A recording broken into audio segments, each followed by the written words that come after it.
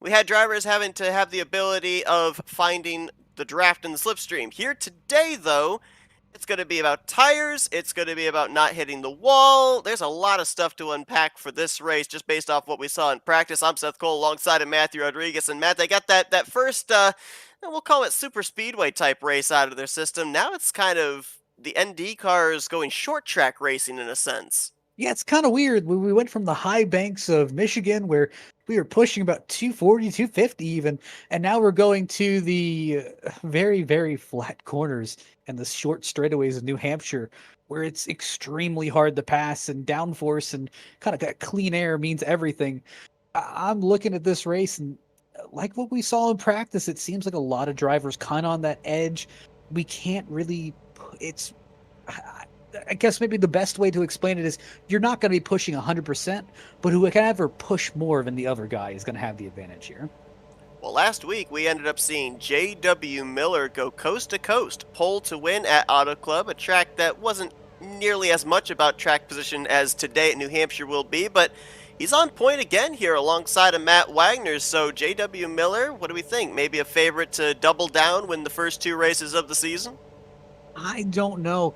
Obviously, with two very different track types. The only consistent has to be the car. So, I'm really wondering as we go forward if it's really going to be, hey, he has the mastery of the car, or if he has the mastery of the track.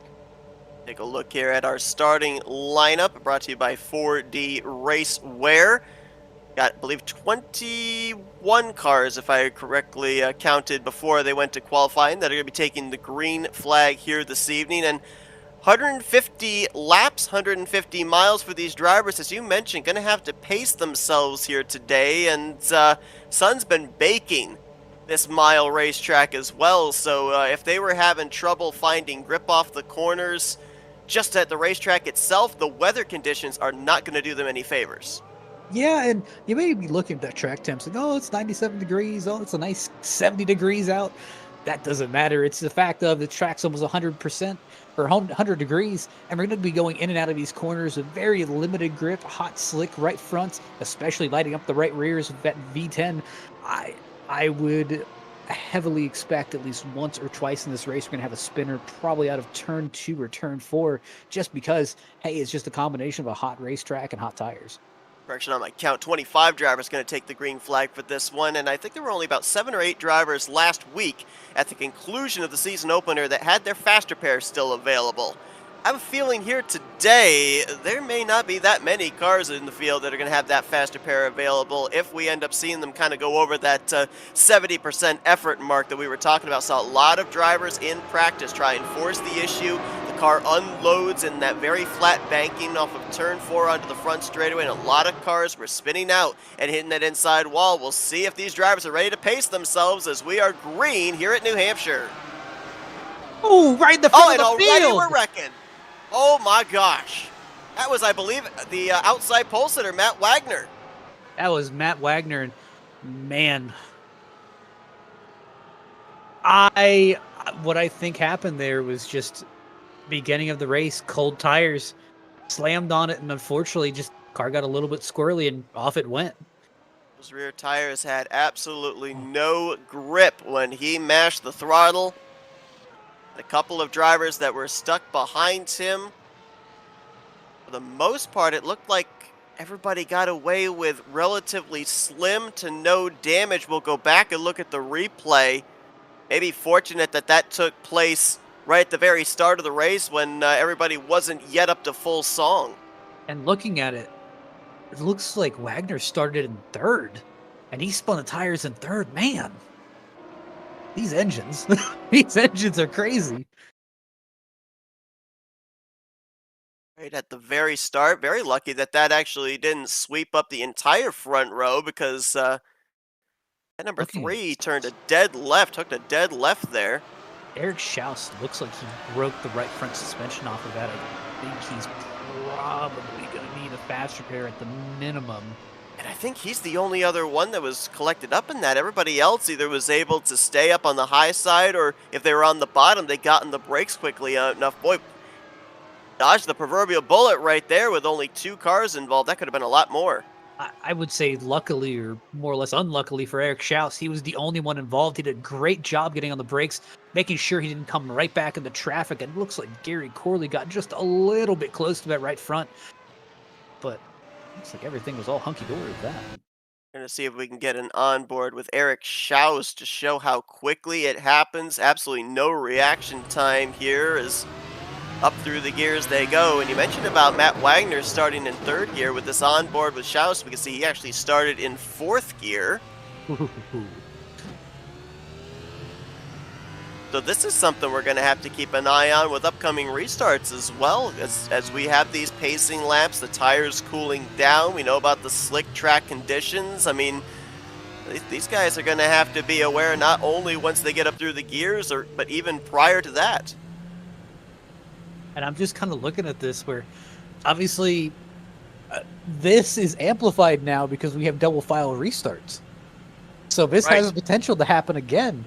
But obviously, I'm going to tell you, after something like this happens where it's on the first start of the race, even before we hit the first lap, everyone in that field is now looking, and they're just going to take these restarts just a little bit easier.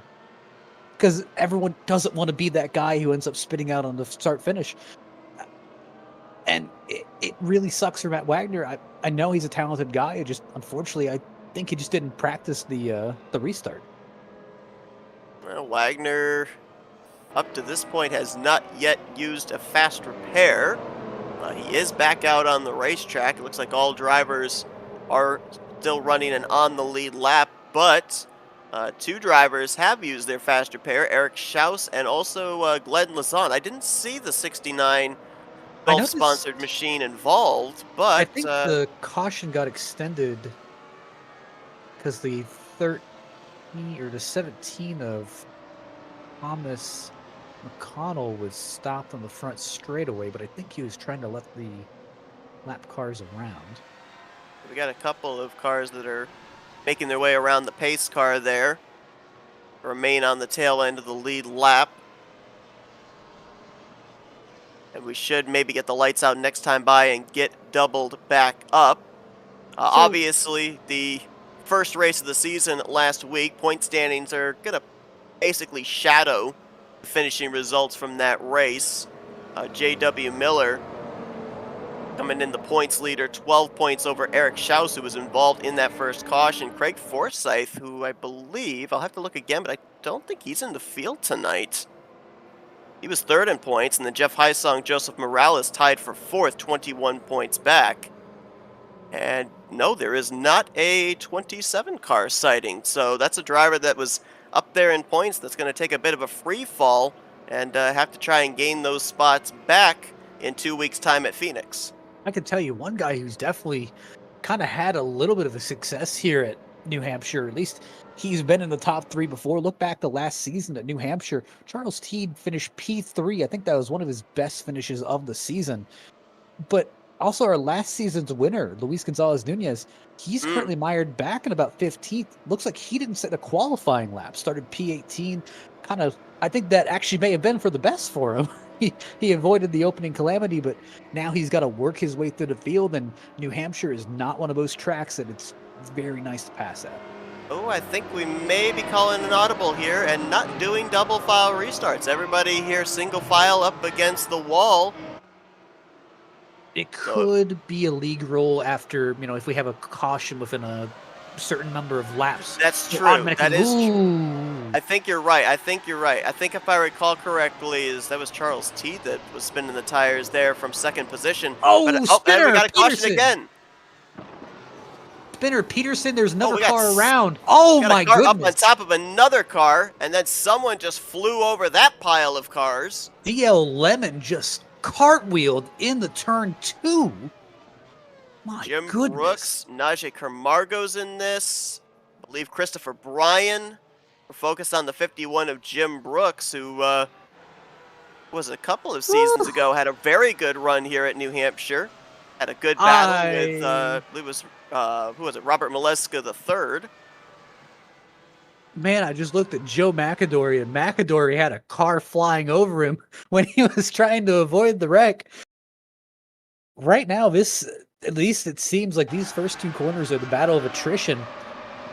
It looks like both of these accidents were related, though. Looks like Eric Peterson maybe gave a little bit of assistance to Carmago in the 59. And it looks like almost the Jim Brooks follow-up incident. He saw the car coming up the track, was trying to get on the brakes, and then whoever it was behind him spun him around. Now, what in the Couldn't world pinpoint happened who to that DL was. Lemon? We'll look Because here in he a minute. went somersaulting into We're gonna this. first focus on the Eric Peterson contact, and then we'll go back and look at Lemon. Oh, yeah, just sent it in there to Peterson. Yeah, I think he expected Peters- him to roll the corner just a little bit better and just popped him in the left rear and just sent him on around. Peterson did a really good job just keeping it located on the bottom of the track, but obviously. All right, DJ Lemon, let's see what happens with the Bitcoin car, number 08. Oh, he ramped over him. Wow, he did. Oh my gosh. My goodness. The moment that got airborne, it just, my. His right front making contact with the left rear of the car in front of him, which I think that might have been Nicholas Winook. Honestly, that's not what caused. I mean, it launched him up in the air, but then he ramped off of Jeremy Reed, off his right rear. Wow. And that's what sent him. My goodness. Look at that. Well, you talked about it last week. These IR01 cars. They're Even the slightly bit of contact, the wrecks can be very theatrical. And I think that's a case in point right there. never a dull moment, but obviously a tough break for Lemon. Looks like he's pulled it behind the wall. He's called it a day. Same thing for Jim Brooks. Jim Brooks also pulled behind the wall. He is done. Najee Camargo sitting on pit road. He's 3 laps down, still getting repairs done to his machine. And Nicholas Winook, you see him on the inside line there. He is 1 lap down in 22nd place as restart here. Completion of lap 10. Lap 11 goes on the board. Let's see if these guys can get themselves into a bit of a green flag run here. Somebody coming out on the track. That was Najee Camargo completing his service, taking on his faster pair. But he is now 4 laps down. Somebody's around back there. Looks like it was Charles Teed. Got a little bit squirrely off of 2, but did a good job recovering the car. Wow. He just exited. Oh no! Big break. wreck in 3. Joseph Morales, Brad Yonkman. Luis Gonzalez Nunez was in it. Also Christopher Bryan, Joe McAdory. I believe Jeremy Reed's collected up in this one. My goodness, are we going to have any cars left? But when I said, it looks like the leader had to traverse his way through the junkyard up there in 3 and 4. But when I said that we may end up exceeding the number of faster pairs used this week as opposed to last week, I didn't expect that we might be entering on the brink of that before we even got to lap 20. I mean, right now we're kind of playing the survival of the fittest and the battle of the attrition. It's whoever can kind of keep themselves in the best shape possible. And it looks like... to start with Nunez? It looks like it was Joseph Morales sending just a little bit hot. Oh, yeah. In the 3. That's a bounced off of Luis Gonzalez Nunez. Nunez did a really good job not pounding that car in the wall harder, but obviously big contact still. And behind, they just keep stacking up. Top 5 run last week at Auto Club. It's interesting because you mentioned this before we came on the air. The drivers are going to have to be a little bit tender in how they approach the entrance to the corner. And I wonder if, because of that, certain drivers, they're having much earlier lifting points that others behind them are not aware of. I think it may just be the case of, it's one of those, the reason that I always love to kind of practice in a pack, and I like to do mock races, at least in practice with a few guys that I trust, where it's, at least I can see how the car races in a pack, and I can kind of get used to it. But that comes with its own risk, where you're not really prepared to race against other guys because, hey, maybe the guys you've been racing with, they're all friends, you all drive the exact same, they're kind of used to your braking points. But what about one guy who, hey, he lifts a lot earlier to get a really good exit? Garage area is filling up very quickly. Yeah, it looks like Luis Gonzalez Nunez, he's pulled it behind the wall. Same with Matt Wagner. He's called it a day. Joe McAdory, same thing. Jeremy Reed. They're piling up. And an interesting thing too that I was noticing on that last replay, when you had a number of drivers, 2, 3 drivers spinning up to the outside wall, you get on the brakes hard with these race cars, they go up to the outside. You get on the brakes hard with them and you can't turn to the bottom. It's like the thing just goes straight. There were about 3 or 4 other drivers that got collected up in that incident because they couldn't turn the car when they got on the brakes. Yeah, what I'm thinking what's happening is they're kind of jamming on the brakes. So when they jam on the brakes, they're locking up those front tires, and unfortunately, with really these, oh, I almost said the bad word. With these cars, unfortunately, when you just kind of lock up the brakes, it just goes straight. It's not like maybe a GT car. It's not like a stock car or anything else like that, where it'll give you that opportunity to kind of let off and let it catch again. Unfortunately, with these open wheelers, the moment you lock them, you're just kind of along for the ride. So far, 14 laps complete, about to complete the 15th lap, and we've only run 3 laps under the green flag up to this point. 3 cautions have flown. Right now, by last count, 15 cars running on the lead lap. We've got, I believe, 18 cars that are out there on the racetrack right now. Joseph Morales still listed in this race, but on pit road after he had to call a tow. And that's another thing, too, that we saw even last week at Auto Club. The hits that these cars take, when you lose a tire, it's very difficult to drive that thing back to pit lane. If you're missing both front tires, then there's no choice. You've got to call a tow. And with the fact that it is a mile racetrack, more than likely you're going to lose 2, maybe 3 laps before they even start to finish up the tow and begin repairing that car. Yeah, I mean, if we liken this back to the DW12, the DW12 didn't have the new damage model, and it seemed a little bit higher up off the ground, where it wasn't as pretty much dependent on ground effects and everything like that. But with these new cars having a new damage model and the wheels popping off, and unfortunately with the cars being a little bit lower to the ground, it's just once we lose that wheel, we are unable to limp back around, and it's something that these drivers will have to adjust to. You think it would make them a little bit more cautious, but J.W. Miller, I think he's been fine with leading all these laps under pacing. Gonna get car in the himself wall. Christopher Bryan. Eric Schaus going around the outside there of Christopher Bryan. We're 3 wide through 1 and 2, but I think they all make it through, pointed in the right direction. Now the caution is out. It's for Thomas Shannon McConnell on the back straightaway.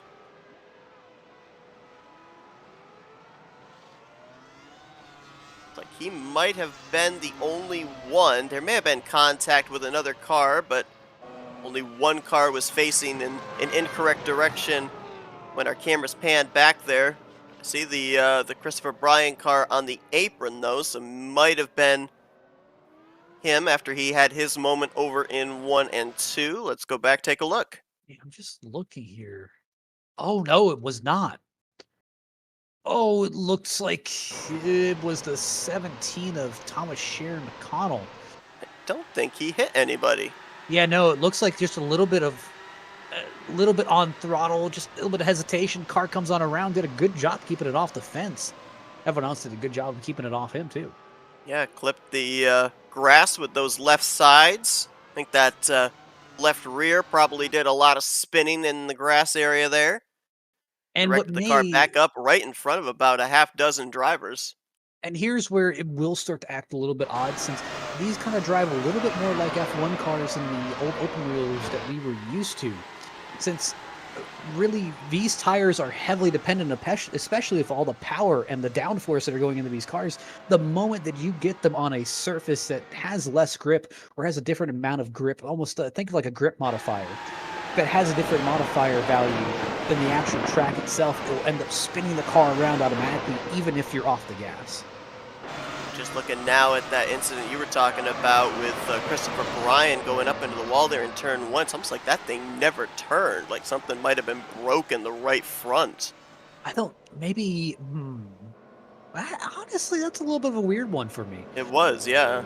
I don't know, maybe if he just misjudged the corner, didn't know how to enter it. Well, he's on pit road. He was already, I believe, 1 lap down, and he's back on pit road getting damage repaired, especially to that right front tire, the right front wing. He's going to fall yet another lap down here, and that'll drop him to 17th on the running order. So I guess maybe we can kind of go through here and pick out some of our unsung heroes at the moment. Definitely an unsung hero has to be Sheridan Raid.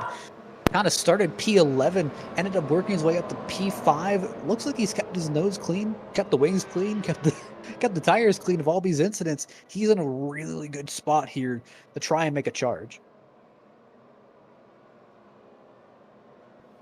Same thing looking back here. Looks like Charles Teed. I know Teeds have a lot of issues getting off, pretty much fired off the line. I'm not sure if it's more or less just the same issues that everyone's having right now, where it's a lot of just rear end grip struggles, or if he's trying to figure out the best way around some of these cars and some of the corners. Wanted to see these guys go into a long green flag run here, just based off the fact that at 31 of Will Roberts, he's been picking up a spot here and there on these restarts, rolled off the grid in the 5th position, and he was very fast, very consistent laps in practice. So we know that J.W. Miller. I see some of these drivers warming up their tires. I'm not really sure if heat's the issue here. Yeah, I don't know. On restarts, maybe. I mean, I'm not sure if it's the heat that's really the problem here. We know New Hampshire is a very low banked racetrack, so there's not a whole lot for these drivers to be able to lean into when they head into the corner, and they're going in of speeds upwards of around 130 to 140 miles per hour.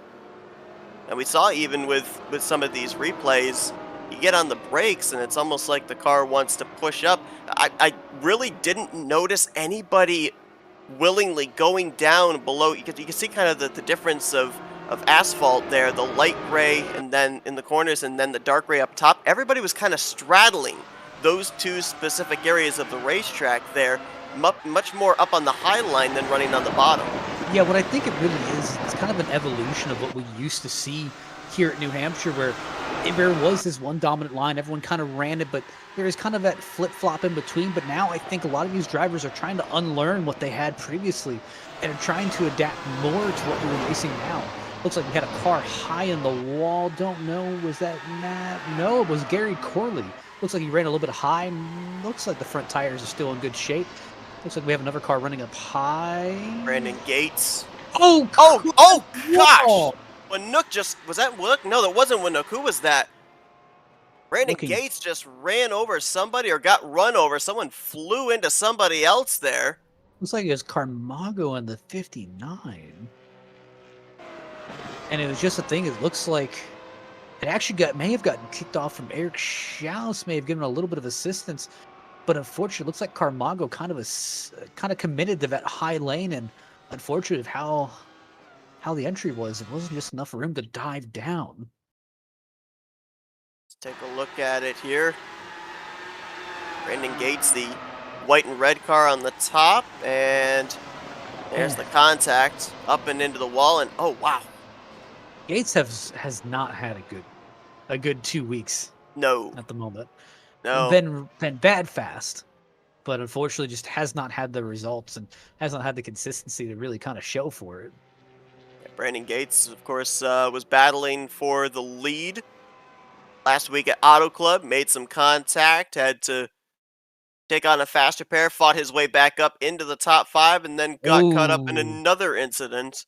Looks like Brandon Gates is going to lose a lap here. It's on board with the 76 of Brandon Gates. Watch right here. Here's the contact up into the wall, and then here comes Camargo. Oh, wow. Yeah, I don't think Carmago had anywhere to go, to be perfectly honest. I mean, it was already committed to that high line, and I think if you slam the brakes there, you're just driving in the back of Gates. Obviously, I think there could be obviously a little bit more checkup there, but I don't really think slamming the brakes would have done any good here.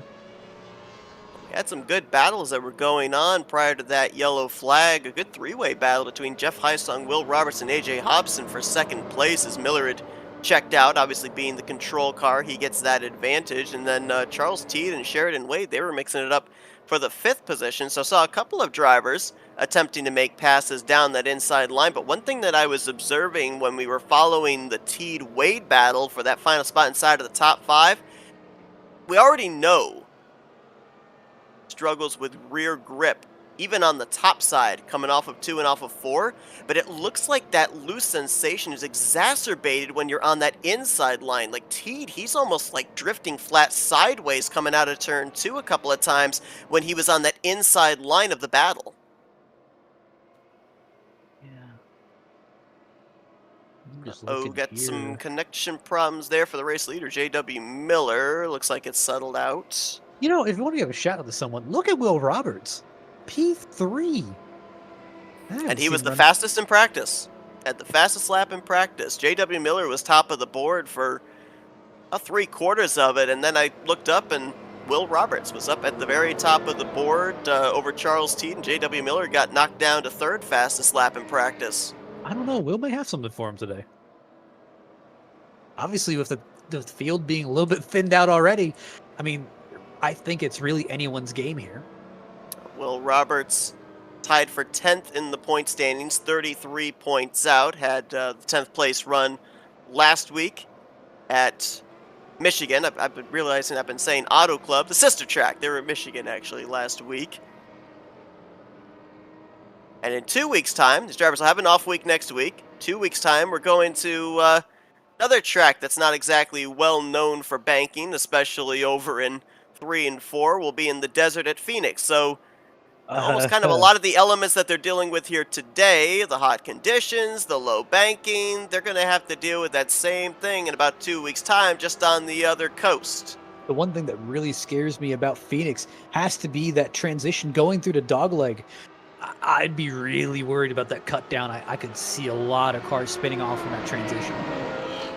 Now, Pace Car has led the most laps here today. He's going to hit pit road, and he'll turn it back. Yeah, exactly, right? Earning that paycheck. JW Miller gets us back under the green over Hysong, Roberts, Hobson, and Wade. And look at... Oh, my goodness. Was that Hobson 3 wide looking there into turn 1? He won't get... Actually, correction, he is. This is for 2nd because you've got the 76 of Brandon Gates in between the leaders in this battle for 2nd, 1 lap down. Oh, car in the wall. Looks like it's Gates again. Oh, it was Gates. Oh, that was Gates. He's a lap car that was intermingled with the lead lap cars up here at the front. 3-way battle now for 2nd. Hysong having to check up as he thought about shooting up the middle here into 1. Looking ahead at this side-by-side between Hobson on the bottom and Roberts on the top. And Hobson clears going into 3.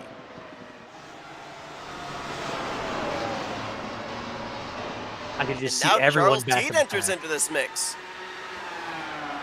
Everyone back in the pack. You could see the differing levels of confidence that some of these guys have in their cars, or some of these guys are really confident, almost diamonding the corners, entering all the way on the bottom, going all the way to the wall, back down, and you just see some of the guys taking it so gingerly through the corners. I'd say give them about 20 laps, you'll see some confidence raise, you'll see some confidence fall.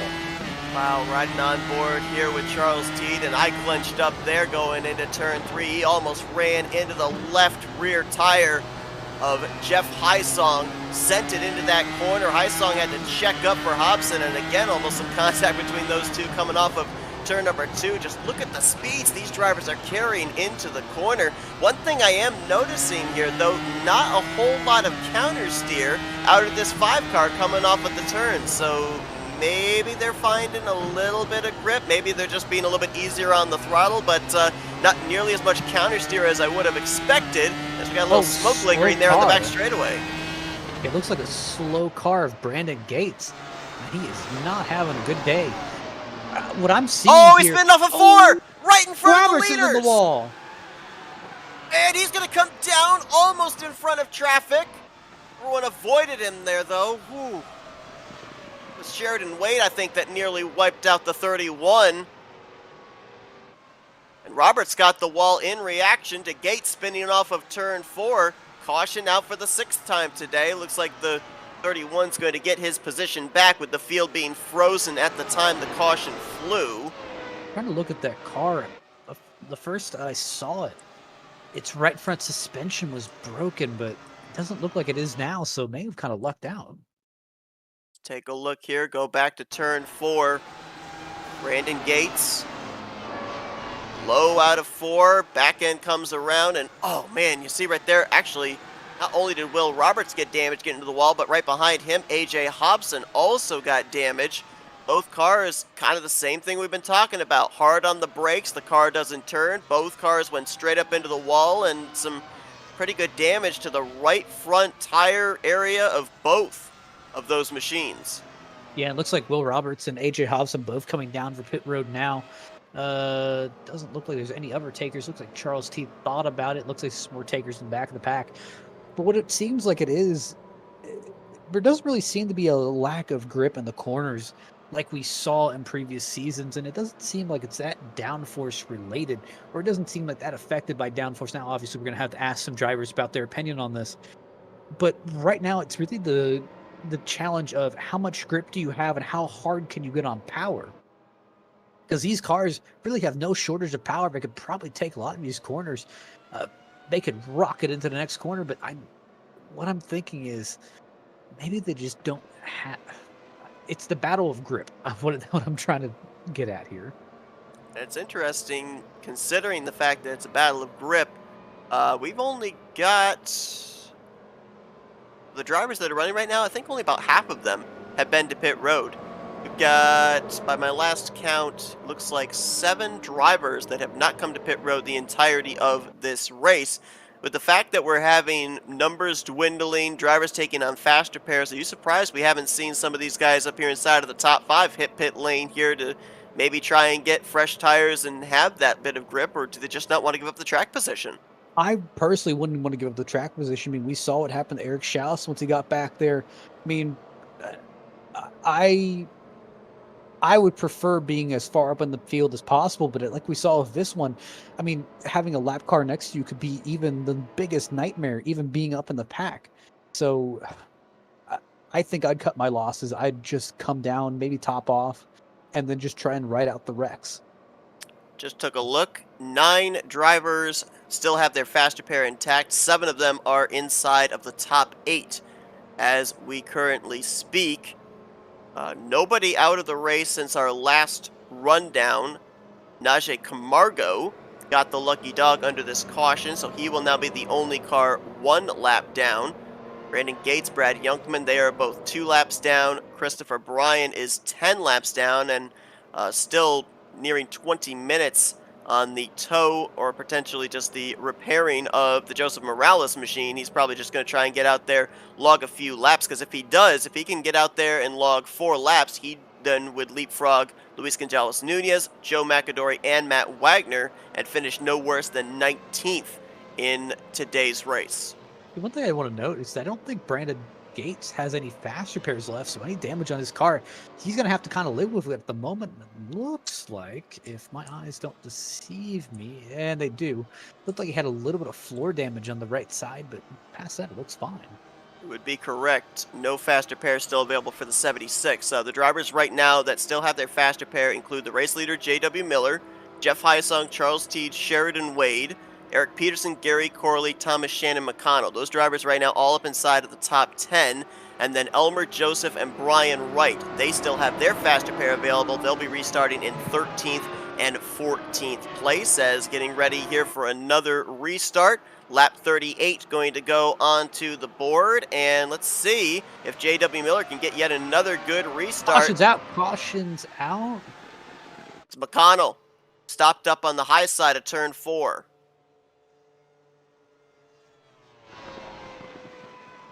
And it looks like it may have been a miscommunication on driver's end. I don't think he knew where he was supposed to line up, so he parked it against the fence.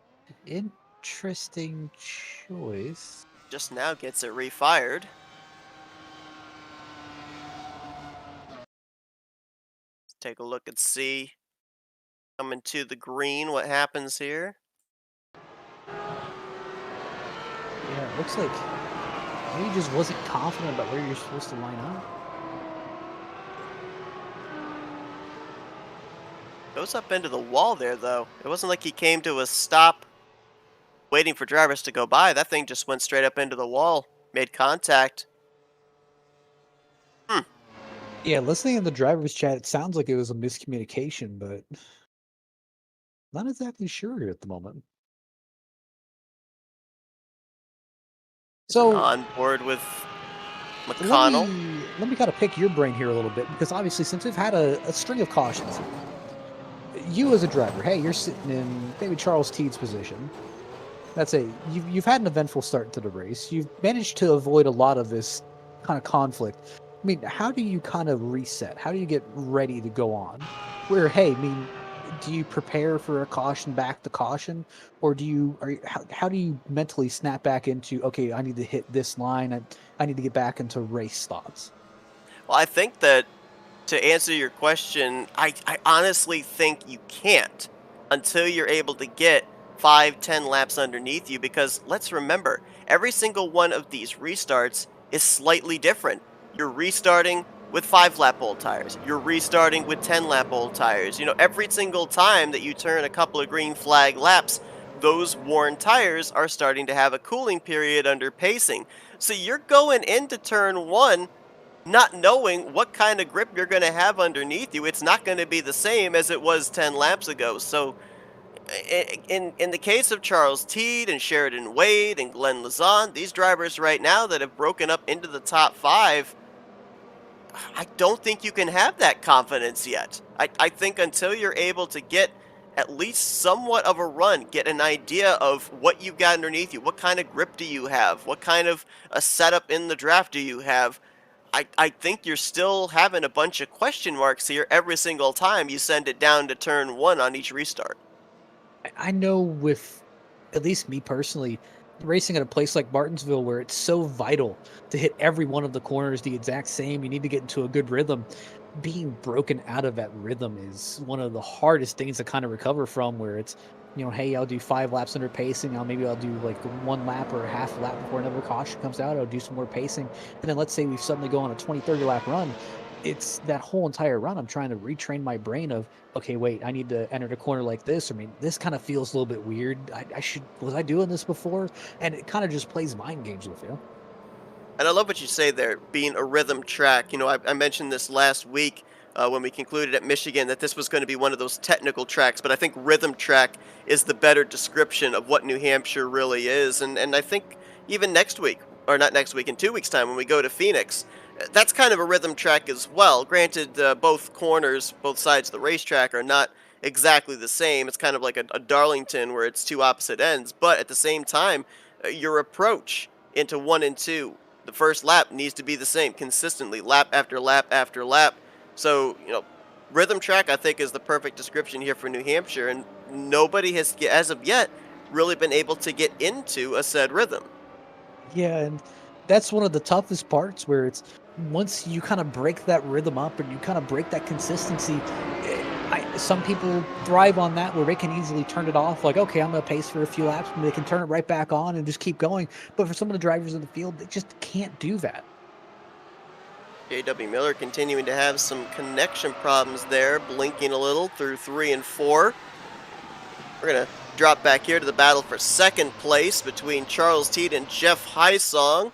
Sheridan Wade looking none. Ooh, Teed pushing up there off of 2. I think Hysong cut him a break, let him up. And like I said, look at the lap. It's lap 42 of 150. We've had multiple cautions up to this point. I think we're really going to be starting to cut some guys some slack, or at least we're still in that phase of the race where, listen, it's right now it's not the time to push. And even though New Hampshire is one of those tracks where, track positions, everything, Brandon Gates spins below Will Roberts. He's still on the inside line, no caution. McConnell also looped it around to the back straightaway. We caught the tail end of that. No yellow flag, however. We stay green. J.W. Miller continues to show the way. The best battle right now is going to be around that 4th, 5th position. Sheridan Wade, Glenn Lazon, Eric Peterson trying to reel in Jeff Hysong. So you got about 3 or 4 of them stacked up inside of this top 5. As you see that smoke lingering there, I think that's McConnell on the inside of the back straightaway. And man, it really looks like J.W. Miller's having some internet troubles, but I'm looking at Charles Teed here. He's trying to get by the lap car of McConnell, and that's going to be one of the biggest points we're going to point out today is lap cars, lap traffic, trying to navigate lap traffic because I swear I never catch them in the right place. And it's kind of always the man, where can I catch them where I'll lose the least amount of time? And unfortunately, it could be a great passing tool, but can also be a big frustration. And keeping cool in this type of race is very, very important. And the tough thing too, in consideration of the lap cars, is it looks like just about everybody wants to be running in that upper lane through the corners, which means you got two choices. You can either be running down the inside, where we've seen drivers be really, really loose on corner exit, or right up against the wall. Your options are kind of limited here into a safe area to be able to let the race leaders on by. And what I'm kind of looking at here at the moment, I'm looking at JW Miller's lap time versus Charles Steed's lap time. It looks like Miller's lapping about 2/10 quicker than Teed, but definitely with Teed being under fire a little bit from Song, the same thing with Wade. I'm kind of looking at JW Miller, and he's just kind of riding his own. He's at his own pace. It looks like he's happy, and like I said, even with internet connection issues, he's still consistent enough to keep going. A much easier task as of right now for JW Miller as opposed to last week at Auto Club. Granted, he was up in front for a little bit of the start of that race after starting on the pole, but we saw a lot of different drivers take a turn out in front, and Miller had to kind of slowly, methodically work his way back up to the front when it mattered the most at the close, trying to start out the season with back-to-back victories here in the FART NDCar series. Good battle here for fourth. Sheridan Wade in the 54, Glenn Lazan in the 69, and Eric Peterson looking on. Lazan was only about a car length off the back gearbox of Sheridan Wade a couple of laps ago, but losing some time. Teed. And like I said, Charles Teed is catching no breaks with these lap cars. Got a car coming to pit road. That's Brian Wright in the 79. Unscheduled pit stop, I would assume, for him.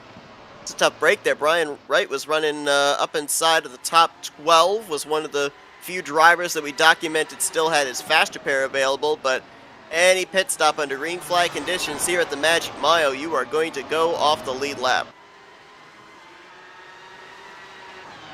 Looking here, and it looks like the field's kind of broken out to a good pace now. Everyone's kind of gotten their own rhythm. I think this is where we're really going to start seeing some drivers kind of come into their own elements. You're going to see who can run the track better, who's got better consistency, who has rhythm, which is the most important thing.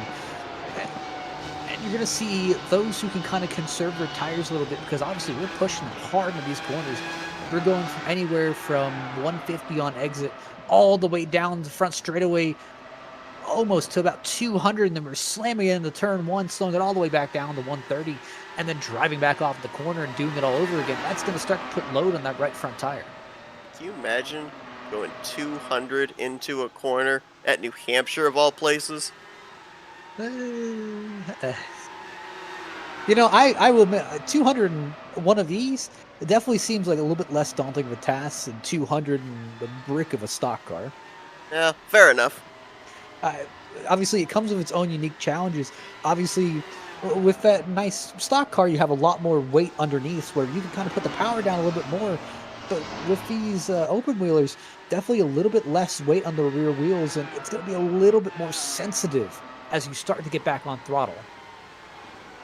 Yeah, a slower car there. One of the lap cars, that was Christopher Bryan, that 4th, 5th, and 6th had to make their way by. We're looking at Eric Peterson in that 6th position right now. Gary Corley behind him by about 0.8 of a second. Good run there for the 7. And just a little bit of house cleaning. We mentioned that Brian Wright was on pit road, unscheduled pit stop, and 17 of Thomas Shannon McConnell a couple of laps ago dove onto pit lane for an unscheduled pit stop. So right now, we've only got 11 drivers on the lead lap. The last of those being the 13 of Elmer Joseph, who had a great run last week. Kind of stayed out of trouble under the radar at Michigan, and doing the same thing here again today.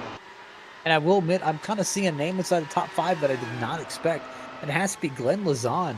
Definitely did not expect to see him inside the top 5 today. Slowly worked his way through, avoided the accidents, kind of kept to himself, and hey, it may actually pan out to be a really good day for him. Yeah, I mean, apparently practice, not an indication of the day Glenn Lazan was going to have. I ended up getting an education from Matt last week before we came on the air for Michigan about what these cars can do when they're involved in certain types of wrecks. Well, needless to say, our cameraman couldn't even get the camera high enough in the sky to be able to see Glenn Lazan when he was sent into the stratosphere here during practice. I'd say his car was higher than my dreams. I think that's a conversation for another time. On board here with Eric Schaus. You talked about him getting mired back in traffic after he was involved in the lap 1 incident after Matt Wagner spun the tires from the outside of the front row. He's been able to steadily work his way back into the top 10, albeit running 10 seconds behind the race leader, but currently in P8 and about to be under fire from Will Roberts. Actually, this is a good three-way battle right here. Add Nicholas Winook into that as well in the 33. This is 8th through 10th. I'm seeing Will, he's really liking to push that outside line, but I'm just not sure how much grip there is up there. And obviously with the risk of Eric Schaus maybe accidentally just kind of running a little bit hot into the corner and washing up, I'm a little bit concerned about it. Catching a slower car up here between themselves and 7th place Gary Corley. I believe that's a 79 of Brian Wright, who we've documented was on pit road a little while ago. He's going to get out of the way clear of the remainder of the top 10. Further up, though, that battle for 4th place, it is still very close between Sheridan Wade, Glenn Lazan, and Eric Peterson. Now, we talk about this being a track position type race and a track position type track. Is there a way to be able to reel in and outbrake or outmaneuver your opponent, or is this one of the tracks where you're just basically trying to hit your own marks and hope that somebody ahead of you makes a mistake for you to be able to capitalize on? It's one of those, yes, you need to kind of hope that they're going to make a mistake as, oh, we see a car in the wall right in front of Charles Teed. Looks like, oh, he's getting boxed in. Oh, he's pushing a 3. Ooh. That was, I believe, Morales in the 60 car. But he's going to get around. It's one of those situations that, yes, you do need to hope for certain circumstances to kind of fall into your favor. However, it definitely doesn't hurt to, hey, let's say you have the guy, let's say you have Jeff Heisong, and he's trying to track down Charles Teed. If you could just be there, you can start to try and psych out the guy in front of you, maybe force him into a mistake where, hey, if I'm hovering about half a second to inside of half a second behind Charles Teed, hey, I can start pressuring him, and hey, if you pressure him enough, he will eventually make a mistake. Drivers inside the top 5 having to maneuver their way past Joseph Morales, Brad Youngman, Thomas Shannon McConnell. All drivers running off the lead lap at this point in time. The highest of those is Youngman, who is 2 laps down in 13th place, and this interval just continues to grow between J.W. Miller and Charles Teed. I think a good reason for that is, yeah, obviously the 22 is fast, but I think he's encountering this lap traffic in good areas where he's able to quickly put them back in the rearview mirror. Charles Teed's not getting as lucky. Brandon Gates spun off of turn 2. Looks like he's off the racing line. Looks like we're all going to be good.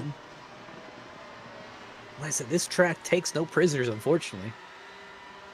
Brandon Gates really been struggling today. 16th place, 4 laps down.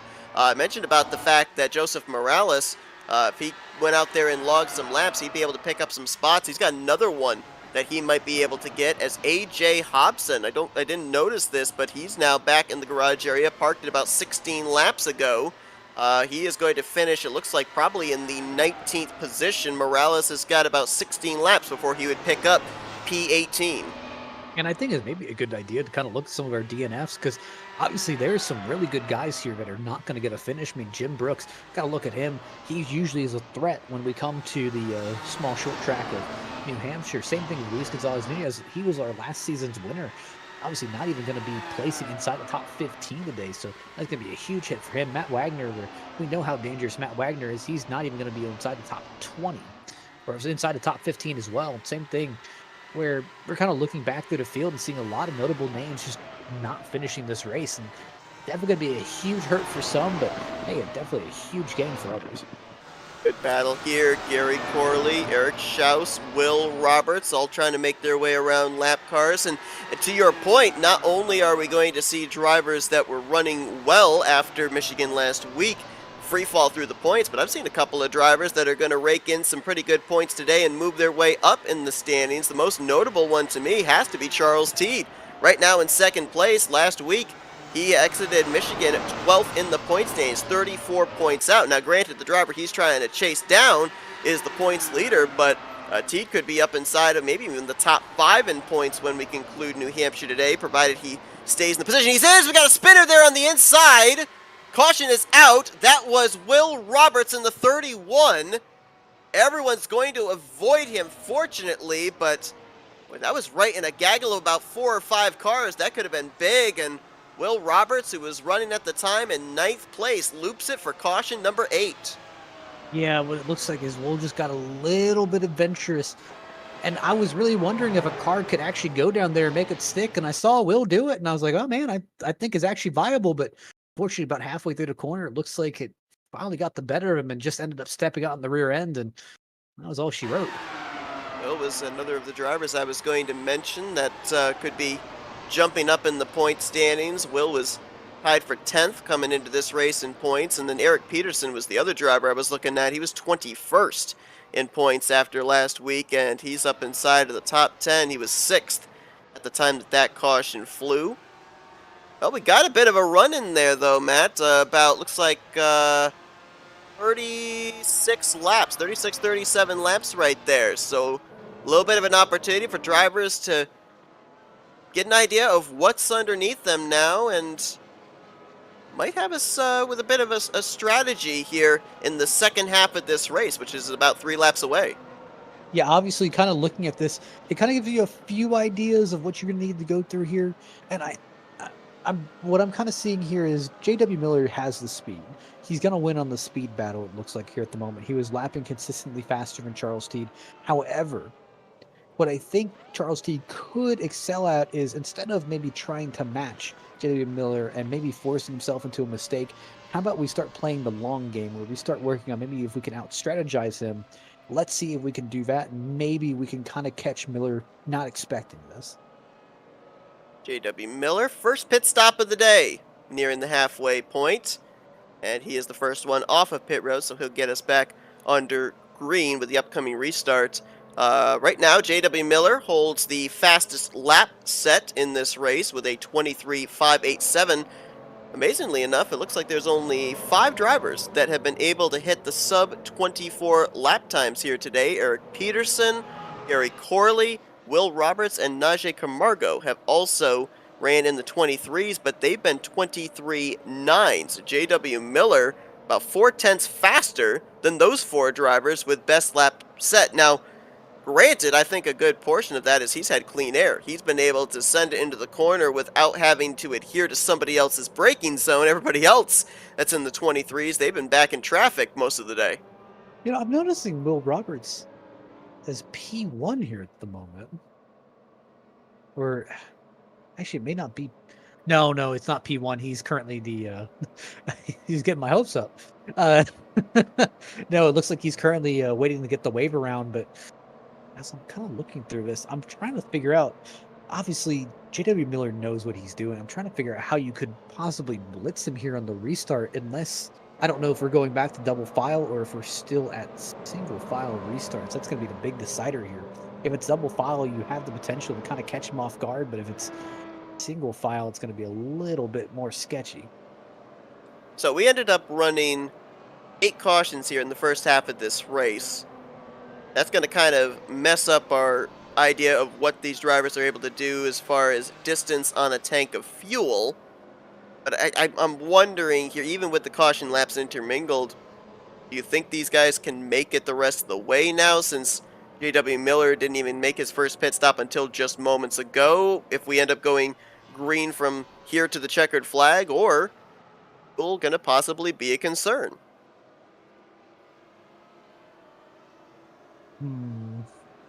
I just heard over the driver's radio, but it sounds like Charles Teed's going to send it. I think that's going to go out well. I mean, you were talking about how do you get around the 22? Maybe Teed's got an idea. I mean, send it. See if it sticks. Gonna have 10 drivers on the lead lap here, with Will Roberts taking the wave around. Green flag about to come back into the air. J.W. Miller, ooh, look at this, look at Oh, this, T little got a mind really good games. restart. Yeah, he was waiting on it, and I think Miller was trying to Sending you? back him up. Sends it Oh, in, it doesn't grip. but look behind him. Almost a gaggle of cars. Looks like Wade's going to lose a little bit of spots. Look at Eric Peterson. Eric Peterson going to get around Sheridan Wade, who's losing a lot of momentum. Oh, We're going to make Schaus. contact with Eric Schaus. How did Wade hang on to that? Somehow we get through 3 and 4 without incident, but there was definite contact between the 54 and the 72 for what is eventually the 6th position. And that's what always happens in New Hampshire. It's really the premium on real estate here. One guy has it, the other guy wants it. Schaus back up in the top 5, 6th position. Battle might be for 2nd. Jeff Hysong diamonding the corners a lot more. Charles Teed getting a good exit off of the corner onto the straightaway, trying to reel in that 5, and then good battle going on for the 4th spot. That is where Eric Peterson is trying to hold off. Actually, he did get around Glenn Lazan. Lazan's now under fire from Eric Schaus, who sends it into 3. Yeah, notice Schaus really does send it on entry, but he kind of sacrifices his exit to do it. But what he's doing is he's kind of putting his car in the perfect place to block off any runs.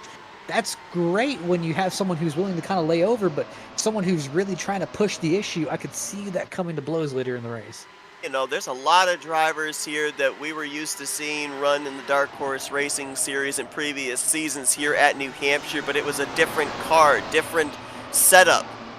I mean, obviously for Teed, Hysong, Peterson, Eric Schaus, these are drivers that we were used to seeing season after season here in New Hampshire, but now you put them here in these IR01 cars, they kind of have to change up their approach to how they race this track.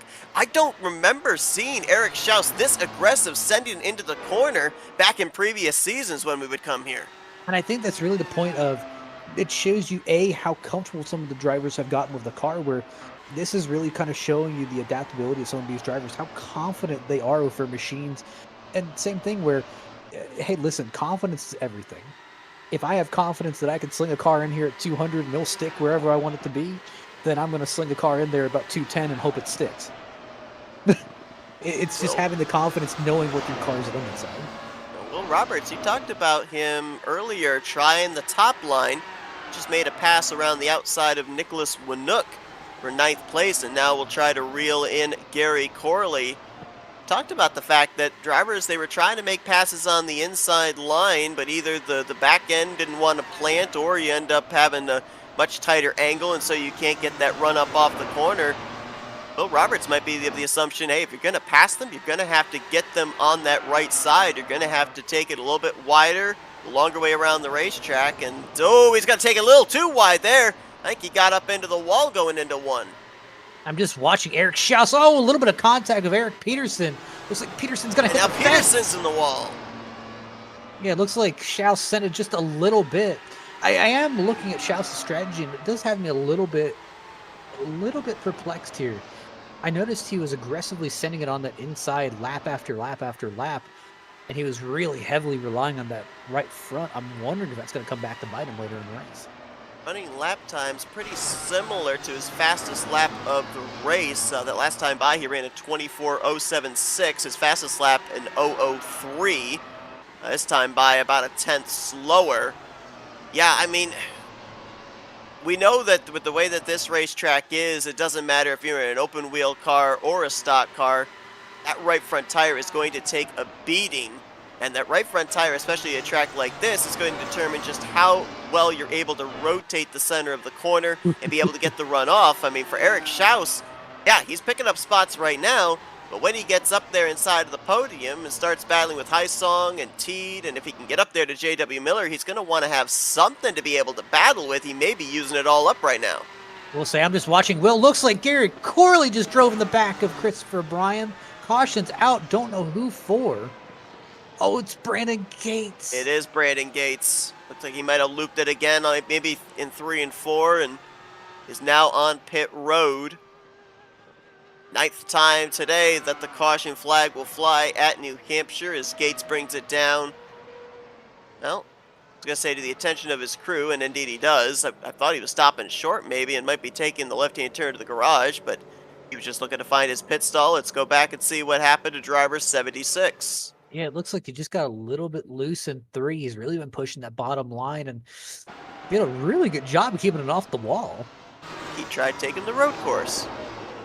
I said, that actually, say what you will, that was a really good attempt to keep it off the wall. Didn't even touch Yes, it. it was. That was a very interesting angle there. By all rights, he should have pancaked the right side. You can see right there. I think he's got a little bit of suspension damage there on that on the front, the left front specifically. But again, you documented this earlier that he had already used his faster pair, so any damage he sustains from there on out, he's basically got to deal with it. If I do have to say, there is one driver who I've really been seeing push the limits on that bottom line, and it has to be Will Roberts, where the Madman is pushing almost half the car underneath that bottom hash mark. That's where I'm seeing a lot of cars really get upset at. I'm not sure how long he's going to be able to keep that up for, but it makes it, A, very entertaining to watch, but B, it makes it kind of wonder if that's going to be a viable lane later in the race once it gets some rubber on it. It looks like Brandon Gates has made the decision to pull it behind the wall. He is done for today. He's going to join AJ Hobson, Matt Wagner, Joe McAdory, Luis Gonzalez Nunez, Jeremy Reed, Jim Brooks, and DL Lemon back in the garage area. That'll leave us with 16 cars on the racetrack, and I believe Elmer Joseph should get the lucky dog under this caution. Oh, actually Najee Camargo gets the lucky dog, so 11 drivers will be on the lead lap. Yeah, Najee, bit of a messy start to the race, but sticking it out, and he may be leaving New Hampshire with a top 10. And really, that's all you can ask for, to be perfectly honest. Obviously, with the race being like it was to kind of start us off, I mean, the guys who are racing now are, hey, some of the guys who've kind of played it safe, maybe weren't running all that risky, and are just trying to, hey, either A, get a good finish, or B, maybe they're mired back, farther in the field, but they have a lot of talent, but just haven't been able to show it. This is a perfect race, kind of show out your stuff. Well, when we get back green, we will be at less than 60 laps to go here in New Hampshire. Appreciate everybody tuning into our coverage here tonight on FRN. These drivers will be off next week, but then we'll be back here in 2 weeks' time as they'll be getting ready to take the third green flag of the season at Phoenix International Raceway. We're going to go racing in the desert here for the FART NDCar series. But right now, it has been the J.W. Miller Show. However, that caution, Matt, brings Charles Teed right back up to the bumper of that 20, well, not bumper, but the gearbox of the 22. He's got another shot at him here on this upcoming restart. And that's the thing where Teed did a really good job kind of getting on his bumper there, kind of anticipating the restart. I think he almost kind of scared him a little bit, but the big thing is he just wasn't able to hold it in the one, and Miller was having all the confidence in the world, being able to put it wherever he wants. I think Teed really has to commit going in the one and make it stick, because Miller isn't going to really, I don't see him lifting in this scenario. So he's going to have to get creative here. You mentioned about Teed saying over the driver's chat that he was going to send it. Was it maybe mind games from Miller, trying to draw his eyes into his rearview mirror going into turn one rather than hit his lift Oh, point? man, look at that. Woo! Oh, he messed up the restart, though. Remember, Miller's the control car, so he can accelerate whenever he wants to, and I think he's trying to play as much mind games with Teed as Teed's been trying to play with him. Teed's still within draft range here, but I'm not sure how much it's going to matter. And Jeff Hysong has benefited on the last 2 restarts with Teed mistiming it, getting backed up into the 18. Jeff Hysong had a great run last week. We were talking about that this might be the year of Hysong. He was very consistent near the end of the last season, the Dark Horse Racing Series, and good strong start to the year here, looking for back-to-back podium finishes. Oh, man. That's the most reactive I've seen that rear end of TB. That thing looked really out of shape going to 3. And Eric Schaus up in the 4th position. We saw him send it on a number of drivers to make his way into the top 5. He's right there on the back of Jeff Hysong. He's bringing Glenn Lazan along with him. Oh, car on the wall back there. I think that was Will Roberts off of 2. Just a love tap. Just a touch. But obviously kind of puts it in perspective for Eric Schaus. I really think Eric really has something for Miller if he gets up to him, but time will tell. Definitely, he's a little bit braver when it comes to sending it, though. Go on board with him here. You see him up to 7th gear by the time he gets to the corner, and then downshifting it to 5th gear. Looks like it's going to be the lowest gear he'll go to, straddling that seam there between the asphalt on the bottom and the more worn-in asphalt on the top side. Running in the same exact line as Jeff Heisong right now, and you can see that that dot just up there going into turn 3. That is J.W. Miller, who's back to trying to lay down Q laps and pull away from second place Charles Teed, who's kind of gapped himself back to this brewing battle for third. And it's just, I will say, some of his driver visibility is one of the weirdest things where most tires really throw you off sometimes, and it almost restricts your vision almost down to a tunnel.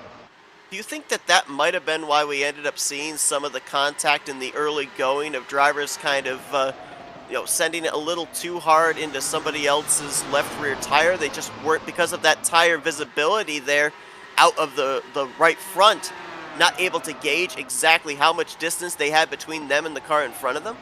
Sure, it was a little bit of a factor, but main thing stands, obviously, you kind of need to be aware of your surroundings, and while you can't exactly pinpoint the front end of your car, really perfectly in any car, you can kind of guesstimate where it's going to be, and I would say, at least for early in the race, I'd kind of take a little bit more conservative and, say, hey, I'm not going to push this hard until I actually know where my front end is. Like I said, it's a difference in mentalities, though. Gary Corley, Nicholas Winook, they've stayed on the lead lap the entirety of this race. Those two were closed up just moments ago for that 9th position. Now a little bit of distance. Corley in possession of the 9th spot. So a little smoke there in the back straightaway. Don't know who that was for. And it looks like Thomas Shannon McConnell in his debut. Looks like he is going to finish 16th, maybe 17th. He just recently brought his car back into the infield. Yeah, it looks like that smoke was for Will Roberts. He's been kind of getting a little bit, I can tell Roberts has been kind of experimenting a little bit. He's been playing with the throttle, and he's been kind of, you can tell he kind of wants to let it loose out of the corners, but he's just not confident enough that it's going to have the grip to stay underneath him. So he kind of, I think he's a dangerous one as we get later in the race. He gets more confidence. Oh, caution's out. And I was just about to say we were getting ourselves into another long green flag run, so hopefully I didn't mentally jinx it. It's Brian Wright has looped it off of turn 4. He's got it facing 90 degrees the wrong way against the inside wall, and definitely need a caution to fly there because there's no way that he can get that thing turned around without backing it up into the racing lane. But he definitely tried his best, kept it off the wall, but unfortunately it looks like he was a little bit too close to the wall to kind of gas it back up and just ran out of room. Started this race from the tail end of the field, making his first start of the season. Running in the 14th position, 4 laps down, but soldiering on, and gonna at least get a top 15 run here today, it would look. Let's go back to turn 4, take a look at what happened to him. This should put, well, we're having to double check on who gets the lucky dog, because I thought Elmer Joseph was going to be the free pass, but Brad Youngman, I think, passed him for the 12th spot to be the first car 1 lap down. So we'll get confirmation on that there as we take a look at the incident here for the 79 off of turn 4. Yeah, it just looks like a little bit of just iffiness. And I think for a lot of these newer drivers, maybe drivers who are not that experienced with the IRO 01, this has definitely been an education day. You have definitely learned a lot today. Well, you take a look at the upcoming schedule. We've already documented in 2 weeks' time we're going to be at Phoenix. But then you take a look after that. We got another off week. We go to Pocono, the Tricky Triangle. Then we go to Road America for the first road course start of the season. I mean, I'm looking at these tracks, and while they're going to be very entertaining for the spectator, oh my gosh, it's nightmarish for the drivers. Yeah.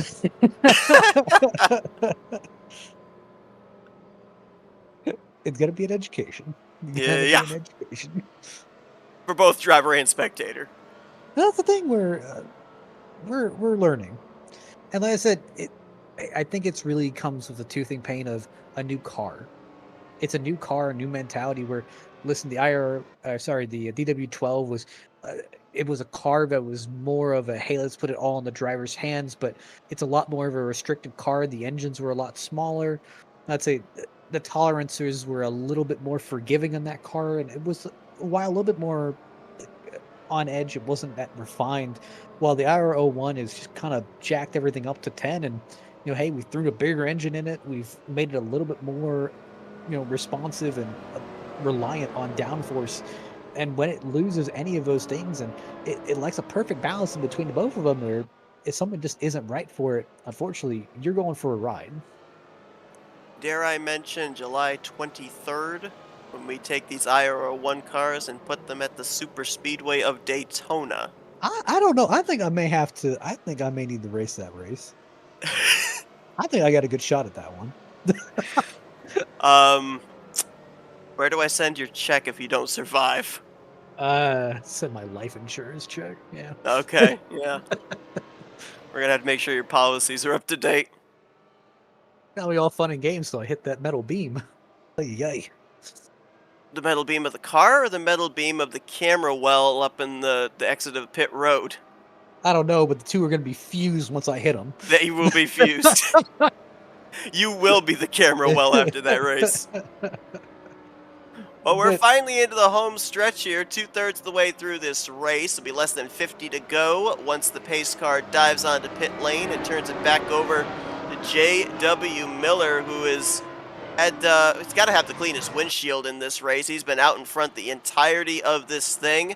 Green flag ready to fly once again, and that time, that was his best restart of the day. Oh, send it, buddy, send it. Oh no. Not quite able to get back to the throttle. I mean, he could send it in the next corner. He's within, but you got to commit. Distance. I would brake early and try to get the lower line. Oh, it looks like he may have carried just a little bit too much speed. I think this is where he pulls away. It definitely looks like in turn 1 and 2, Miller slams it on the gas, tries to drive it off, but in turn 3, looks like he takes a little bit more conservative route, expecting Teed to overshoot that corner. I think just based off of what I saw right there into 3, I think that Teed took your advice. I think he did brake a little bit earlier, but Miller sent it, and it stuck through the center of 3 and 4. That's why the gap increased. And that may be a little bit of aero effect on that. And just surprising enough, we don't talk very much about aero, but I think that may have been just a pinch of aero effect on that just gave it just an extra bit of grip to stick. Battle for third, Eric Schaus, Jeff Hysong. Ooh, Schaus almost got to the wall off of turn 2. Now looking to the inside of Hysong into turn 3. Just a confirmation, indeed, the 93 of Brad Youngman got the lucky dog under this most recent yellow flag. So we've got 12 drivers on the lead lap, 16 drivers still out there on the racetrack as Eric Schaus up into the podium for the first time here tonight since we took the green flag back on lap 1. It's kind of fitting that thing is kind of painted up in NASA colors. That thing looks like a rocket ship. It really does. It just kind of keeps getting better and better, and I don't really know how. Eric Schaus just ran his fastest lap of the race, as a matter of fact, at a 23:916. And that was while completing a pass around Jeff Hysong for that third position. Charles Teed has been out-lapping. He's consistently been out-lapping Miller in the past few laps, so it looks like they're kind of on the same pace. But it's not by much, is it? I think that last time by Teed was 1,000th quicker. This last time by 100th quicker. You're going to need a lot more than that to be able to reel in J.W. Miller. I think it's the mentality, though, of, listen, if Teed can kind of stay with him, I mean, what kind of questions does that throw up in Miller's head? I mean, I know what kind of questions it would throw up in mine, which is like, man, I was pulling away from him earlier in the race. What in the world changed? I punched him hard. He got back up. Oh, we got a car in trouble. Sheridan Wade. He's on pit road. Not sure if this is scheduled or not. I noticed him dropping down the running order. He was running, I believe, in 9th before he dove onto pit road. We'll follow up and see if this is a regularly scheduled stop for driver 54. Actually, it looks like he kind of lost it going into one, popped the wall with the right front. Looks like it may have gotten a little bit of damage out of it. Didn't look like anything was broken, but obviously felt like something was off, so it decided to come on in.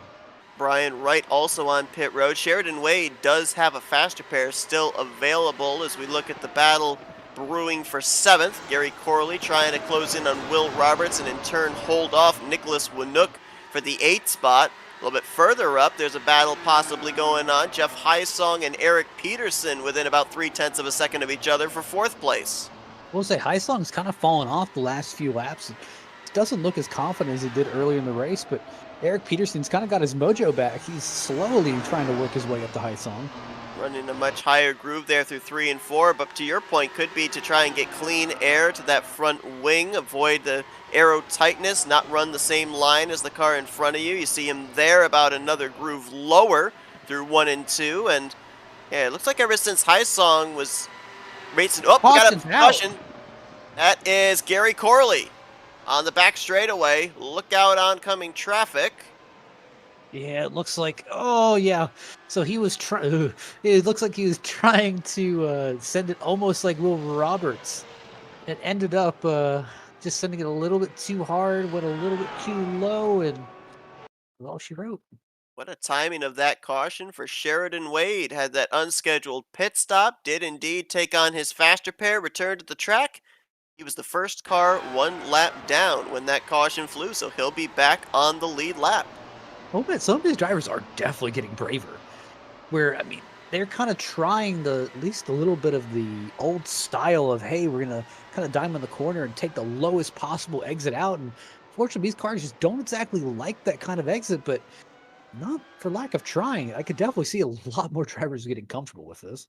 We talked about this a lot last week at Michigan. When the fuel load gets lighter, the back end of the car wants to come around on corner exit. As we get closer to the end of this race, it's looking more and more like a lot of our front runners. They're not planning on coming to pit road after they made that one pit stop around the halfway point. Does the back end getting lighter, does that affect your ability to get back to the throttle on corner exit at a track like New Hampshire? I really think it does. Where, I mean, these cars are kind of not in the fact of with the think of like the old 2009 through 2013 F1 cars where we had blown diffusers, kind of keeping that constant air moving underneath the car and keeping the pretty much the suction to the track. These cars rely a lot on active aero. So I mean, at speeds, the downforce will get better and better. At lower speeds, unfortunately, that downforce just isn't as working as well. Interesting strategy playing out here under our 11th caution. Jeff Hysong, Glenn Lazan, they hit pit road and both elected to take on their faster pair at this point in time. They'll restart in 8th and 9th position. It'll be interesting to see if those fresh tires can work their way up here. I don't know if they can necessarily get up to the lead, but in the case of Hysong, he was 4th when that caution came out. Does he have enough time to at least get back up to that 4th position or higher? Not exactly sure. We haven't really seen the huge divide between old tires and new tires. Obviously, I'm really kind of factoring in probably tire temps are what's going to feel worse here than actual tire wear, just because of the loads that we're putting on it when we go into all these corners. But I think this is really going to show if new tires actually matter that much, or if it's all track position. Update on the free pass. Sheridan Wade was not the lucky dog. Elmer Joseph actually was. Sheridan will be the only car 1 lap down in 13th, so he'd be in line for the lucky dog under the next caution should we get one here. Looks like we're going to get a restart with about 30 laps to go, I would say. Still 16 drivers running at this point in time, although it looks like Brian Wright, he's got a pretty lengthy pit stop on pit road for damage repair.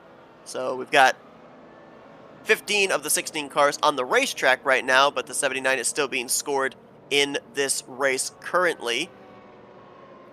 Another restart here, another opportunity for Charles Teed, but Eric Schaus, who's been one of the most aggressive drivers on these restarts, he's lined up right there in 3rd place. I said, Teed's getting bolder and bolder all of these restarts. I think if he's really going to make a shot at it, now is kind of his time, because I don't think Eric Schaus is going to give him the opportunity to kind of lay back here and get another shot at this. Eric Peterson's now up in 4th. Will Roberts in 5th. Najee Camargo up there in 6th. Well done to him. Gary Corley, Jeff Heisong, Len Lazon, Nicholas Winook, 8th on back. Have fresh tires here for this restart, which is going to be with 32 to go. Oh, the top 2! Spin the tires! Miller's going to lock it up before he hits the wall. Teed almost lost it but kept going. Lost momentum, and Schaus, with the caution coming out for the 12th time tonight, is the race leader. That shows you how quick things can change. I was kind of looking at that. I think Miller may have been watching Teed. I think you're right. Very lucky he was able to get on the brakes and not hit that inside wall was J.W. Miller, but I think you're absolutely right. I think those two, they've been playing mind games these last couple of restarts, and I think they kind of faked each other out this time. So what I actually think happened was Miller waited too long. Obviously, you have to go in the restart box. He didn't go in the restart box. As soon as he left it, it automatically called green and flagman started waving the flag. Miller got back on the gas, realizing that, uh-oh, I didn't go. He started going. Teed hit the gas to start going too. And it just kind of worked out in the perfect storm where Teed managed to barely miss him. Oy. Teed dropped back to 4th. As mentioned, he didn't spin out, but J.W. Miller, who's led every lap up to this point, dropped all the way back to 12th. And now, the pole sitter, with less than 30 to go, he has lost a huge chunk of track position. Here's on board for Eric Schaus. Christmas coming early for driver 72. Look at this. Thank you very much. I'll take this race lead. I think this makes the call easy if you want to get some tires real quick. Oh, yeah. I'd be shocked if the 22 doesn't come to pit lane. If I was Teed, though, I don't think I'd go to pit lane. No, I don't think so either. I think I'd save track position. Yeah, he's in 4th place, so he didn't lose nearly as much as J.W. Miller, but Miller dropped outside of the top 10, so I don't see why you wouldn't come to pit road and get some 4 fresh tires if you're him. I mean, however, might as well at that point. He's still staying out. Looking. Oh, he's diving in. Yep, there we go. Yeah, he would have had 48 laps on those tires. Now he'll have he has one car behind him. Fresh set of Firestones. How I see it is Teed has a bunch of cars behind him. He has one car behind him. So might as well swing for the fences. You've got 25 laps once we get back going to cut through the field. Might as well have the best opportunity possible. Well, it was looking like it was going to be the Miller versus Teed show here. But now, all of a sudden, the landscape has completely changed. Eric Schaus is now the race leader. Eric Peterson in 2nd. So it's the Eric and Eric show here with closing on 25 to go. Will Roberts back up in this in 3rd. Teed there in 4th. Now, the one thing I would be slightly worried about if you're Charles Teed is he's got the same lap number of tires as Eric Schaus and Eric Peterson. But that lockup there, the spinning the rear tires and that lockup to save the race car, that could equate to a couple extra laps of wear on his tires as opposed to the top 2. I think it could, but I think that's kind of the dice roll that you're going to have to go here at the moment. Because right now, I don't foresee...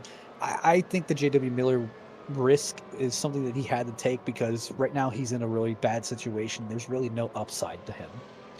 But for Charles Teed, there is a good upside where track position is going to come at a premium. You saw how long it took Eric Schaus to work his way back up from the back of the pack. I'm kind of looking at Charles or J.W. Miller in the same way, which is he's going to have to kind of cut through the field to hope that he can find gaps and not get in wrecks. Teed, I think, still has a good shot and probably just burnt up the rear tires a little bit, but I didn't see him lock him up. So I think if he can just cool him down, he can slowly start working his way through the field. I can imagine he can probably get by Will Roberts pretty easily. Eric Peterson may or may not give him some hassle. He's trying to get by, but Eric Schaus will be definitely the biggest thorn. Keep an eye on the ticker and watch for that 22 on fresh tires. We'll see if he can work his way back up to the front with 27 to go. Eric Schaus, look at Will Roberts on the Roberts. last restart. He's now leading us into 1, and Roberts, can he clear? quite clear. Oh, Caution's out. Now he's clear. Caution's out. Sheridan Wade's around up there in turn 2. Sheridan had, I believe, gotten the lucky dog this last caution, and he is now the most recent yellow. what Caution in the number world? 13. That was an interesting wreck. Huh. That was got a little bit of assistance from, it looks like Elmer Joseph. He's the last car in line. There's Joseph, the yellow car. And, yep. Gets popped in the back. That was a very optimistic entry. Pretty good contact with the right front there for Sheridan Wade, who we had documented had already taken on his faster pair during an unscheduled green flag pit stop about 25 laps ago. Take a look here from the back end of the 54 and just how much speed difference there was between him and Elmer Joseph going into turn 1.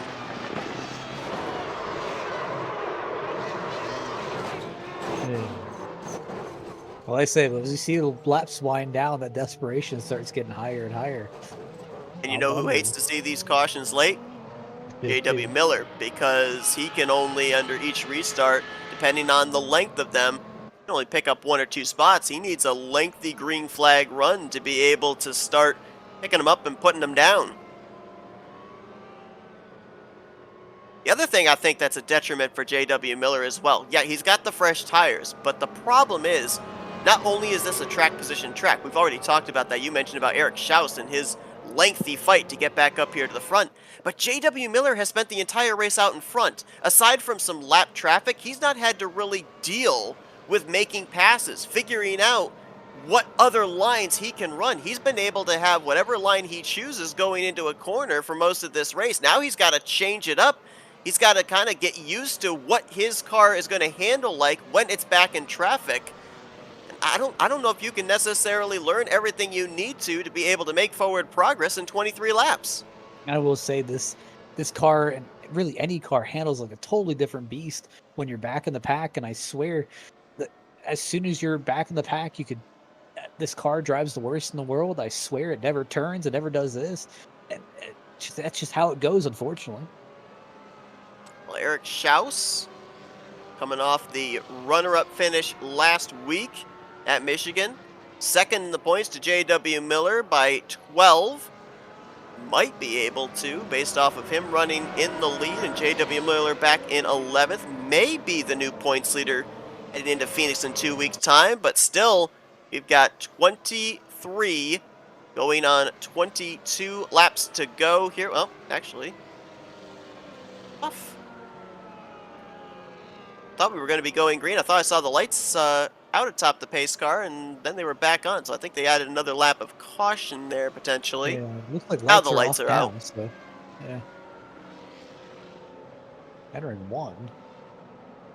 We saw Will Roberts very aggressive on that restart. Was able to get second place from Eric Peterson. See what he's going to be able to do here with Eric Schaus. Peterson back in third, teed there, still in this top 5 and 4th. Najee Camargo in 5th, and Jeff Heisong, by the way, on those fresh tires, he's up in 6th position, picked up a couple of spots on that last restart. We'll see if he can maybe work his way up here to the front. The difference on tires between Heisong and the rest of the competition, he's got 14 lap fresher tires than Camargo and Will Roberts. He's got 43 lap fresher tires than Schaus, Peterson, and Teed. We'll see if that's a difference maker as Schaus gets us back under green, closing on 20 to go. And man, Camargo did not get a good restart. Heisong and Corley almost looked to jump on that. Heisong will clear Camargo for the 5th position. Lazan looking to do the same for 6th. Can't do it, though. Man, Miller is sending in these corners. Here comes J.W. Miller up to 8th, getting by Gary Corley. Now sets his sights on Lazan for 7th. Now, obviously, he's hoping that some of these guys kind of get out of the way, but at this point, I think you really just kind of need to put your head down and go. Yep, and they're not obligated to get out of his way either. They're battling for position. All these drivers that he's catching up to are for spots on the lead lap. Next on his hit list as he's going to put Lazan in the rearview mirror. That is Jeff Hysong. About to move back up to 5th place. J.W. Miller on a tear as of right now. Eric Schaus and the rest of the top 3, they know that that 22 is coming. They're trying to lay down as good laps as they possibly can. Will Roberts running about a groove and a half lower through 3 and 4, trying to close up the gap between himself and Schaus. Little smoke there out of turn 4. Might have been Brian Wright in the 79, who is slow on the racetrack right now. On the front straightaway, running against that inside wall. No yellow flag, though. We stay green. There's a guy who's jumping up and down saying that should be a caution. That has to be J.W. Miller. He's able to get him re-racked back up, and almost contact between Charles Teed and Eric Peterson. Very close between those two there through 3 and 4 as they're mixing it up for the 3rd spot. There is Miller, top of your screen. Oh, Peterson completely overdrove the entrance to turn 1, hard into the outside wall, and the caution's out for the 14th time. I'm not sure if Peterson was actually the reason for the caution. Len Lazan is also, it looks like, potentially the reason for the yellow flag. Well, let's figure out who. Yeah, Lazan actually was on pit road before Peterson called the tow. So looking at Lazan, it looks like it was really an optimistic move to the outside of Hysong and contact with the tires. His left front ramped up the right rear of Jeff Hysong. Now looking at the Peterson. Green light's still on here at this point. And now the caution's out with his car stopped up in turns 3 and 4. So maybe, I think you're right, it might have been the stopped 69 up there in 3 and 4 that brought out the yellow, but. And looking at Eric, it may just, I think it may have just been a thing of, I think Teed may have intimidated the wrong guy. Yeah. And unfortunately, it just kind of happens where you just get so caught up with the guy behind you. Maybe you miss your mark. Maybe you're just carrying too much speed, or maybe you think like, oh, let me try something different. And unfortunately, it just doesn't work. And it tore the whole right side out of that 36 car. That car was in trouble as soon as he turned the wheel to the left. That back end was coming out. There was no saving it. But fortunately, or more unfortunately for everyone else, J.W. Miller, that basically gives him a chance to re-rack. It does. And he will be 4th on this upcoming restart. On board here with Eric Peterson. Watch this going into the corner. Just the slightest little turn to the left there. I don't know if maybe. Out.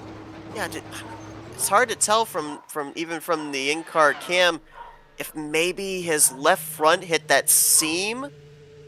Those 2 areas of the racetrack, those 2 differential areas of grip there in the corner, did it maybe hit the seam and slide the left front? Yeah. It's almost like the thing didn't turn, like the back end stepped out even before he had that thing turned to the left. I mean, it stands to reason that it could have just been 2 different grip patches that he hit, but I think it may have just been, hey, look at the laps that we have remaining. Look at how he's kind of processing this. I could see the desperation of, I got to go and I got to go now. And I think it may have just kind of combined to make something even worse.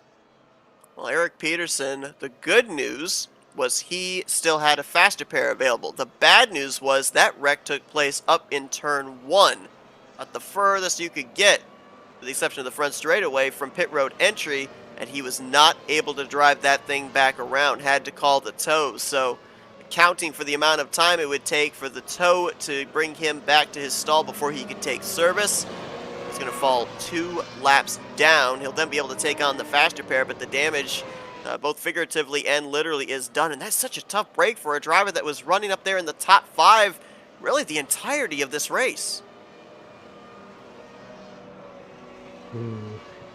But I said, I don't know. If you're the top 3, you kind of already made your bed. You can't come down now and throw on new tires. I don't really think that's going to work here. I think we're in the stage of the race where it's not going to help. if you're someone behind, who was that behind that top 5, I think I'd go down and just throw new tires on it just for the heck of it, because I'm seeing how that 22 is kind of cutting up the field, and I'm wondering, hey, is the 72, 31, and 5 going to fall off here in a few laps? Glenn Lazan, he, I believe, had already used his faster pair. So his instant up there in 3 and 4. He's still on pit road, 5 laps down. Peterson returns to the track, but he is 2 laps down. We've got 11 drivers on the lead lap for this upcoming restart. And going back to your point about the top 3, kind of they've made their bed.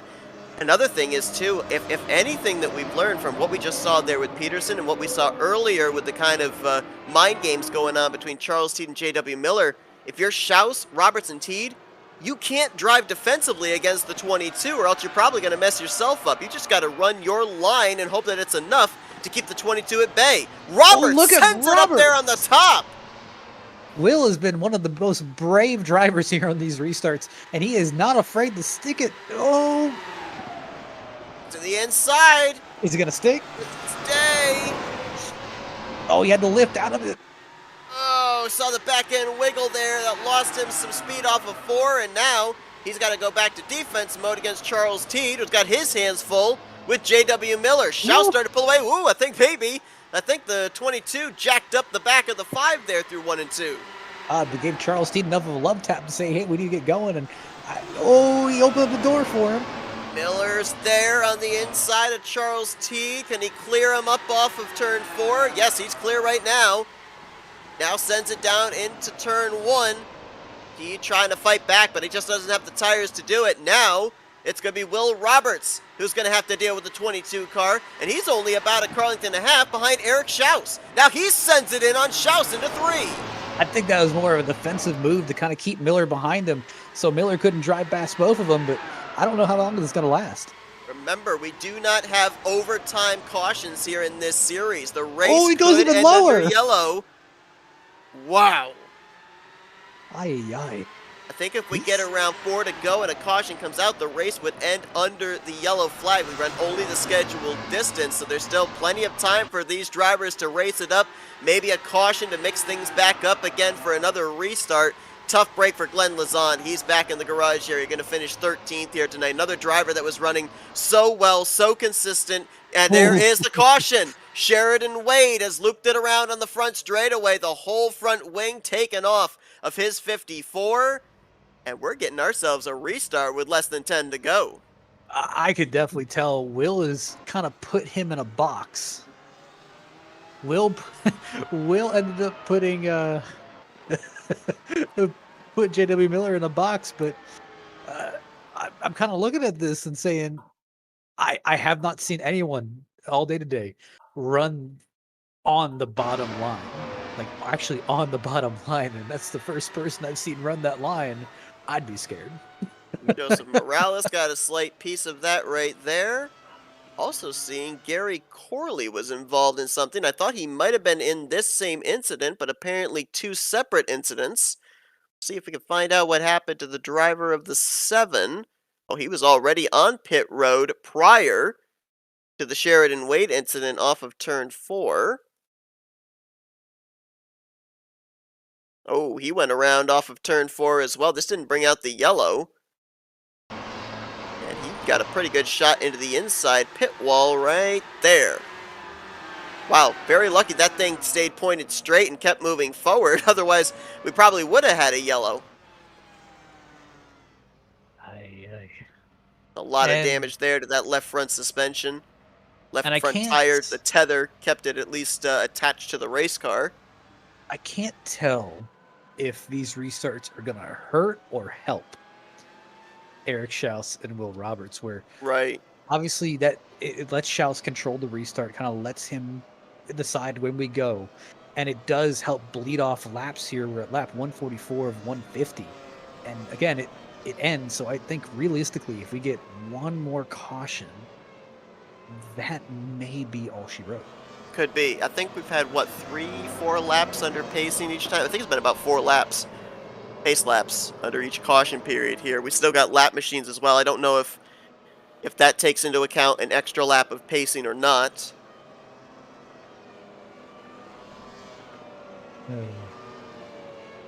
Looks like Eric Peterson may have taken a wave around here. So he is 1 lap down in 10th. I believe Elmer Joseph was the lucky dog. Oh, no, correction. Nope, actually, Eric Peterson was the lucky dog. So he went from 2 laps down to 1 lap down. Got 9 drivers on the lead lap right now. And we've got 14 cars still running at this point in time.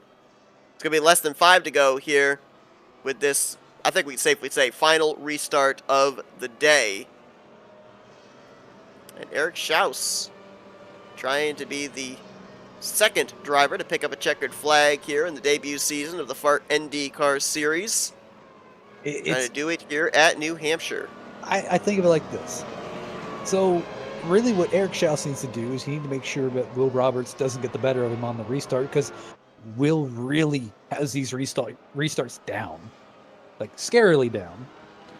What Will needs to do is he needs to make sure that he can try any way to get around Eric, but obviously don't leave them open for Miller just to kind of drive past both of them, because Miller's going to have more grip here on this restart. But the main golden rule of both Schaus and Roberts is they need to make sure they don't wreck together. If they wreck together, unfortunately, that's game over. They don't have anything else. J.W. Miller just needs to keep doing what he's been doing. Exactly. He just needs to drive. For those who were wondering there off a turn 4, did Eric Schaus lose count of whether we were going green or not? No, what he actually was doing, I believe, was gassing it up, slamming the brakes, trying to get as much heat into those tires as he possibly can for this upcoming restart. Well, here we go. This is for all the marbles. This We're in really New Hampshire. This is New tires. Hampshire. This is for all the lobsters. I don't think they give lobsters out in Victory Lane here for the open wheel series, but maybe. Green flag set to fly. Eric Schaus. Oh, Miller got a good restart. Late. Oh, Roberts went to throw a block. Ooh. He scared Miller just enough. He did. He did. He checked him up. Roberts really fishtailing there out of 2. Schaus, mirror driving. Will Roberts they have him? to the bottom. Oh, I don't think it's going to stick. No, it's not. He's still there, though. Will they be alongside each other? Oh, big wiggle, big save. 3 Will's to got to go. send it. JW's coming. Miller on the bottom. Going to have to check up in the center because of the same line There being it run is. by Roberts. Roberts clear. Will's Roberts got the to the grip. point. Now it's up to JW Miller if he can get by Schaus in enough time. The connection gremlins have come back for J.W. Miller there in a battle for second place. Schaus leaves the door open. Miller's got to send it here if he's going to have a shot, I think, at Will Roberts. Oh, and sent he it deep. slides it. Will send it deep, cost him just a little bit of time. Schaus ended up checking up. That puts Miller in second. Will Roberts has that clean air to Look the at nose. Schaus. Oh my Schaus goodness. sending it on the top. Try to hold on to second. Miller still alongside. White flag in the air. I think that's all she wrote unless Roberts really messes up here. Schaus and Miller gonna battle for second. That car, Schaus, that was all sorts of slideways there on the top side of 1 and 2. Oh, we're going to send it here. A couple more corners for Will. And Schaus. It's going to be a drag race to the line. Oh, almost contact, and Schaus is going to hang on. Will Roberts is going to win here at New Hampshire. Attaboy, Will. I did not expect that one today. Wow. That's awesome I think for him. Will Roberts may have run the highest and the lowest on the racetrack during the course of this event. And I think that might have helped him to be able to fight his way up through the traffic to the front. And how about that? Will Roberts from 5th place. An adventurous day here at New Hampshire ends in a W. I will admit, that was a heck of a defense from Eric Schaus. And realistically, Will Roberts should be thanking Schaus here at the moment, because he was one of the key factors that prevented Miller from really getting the exit that he wanted.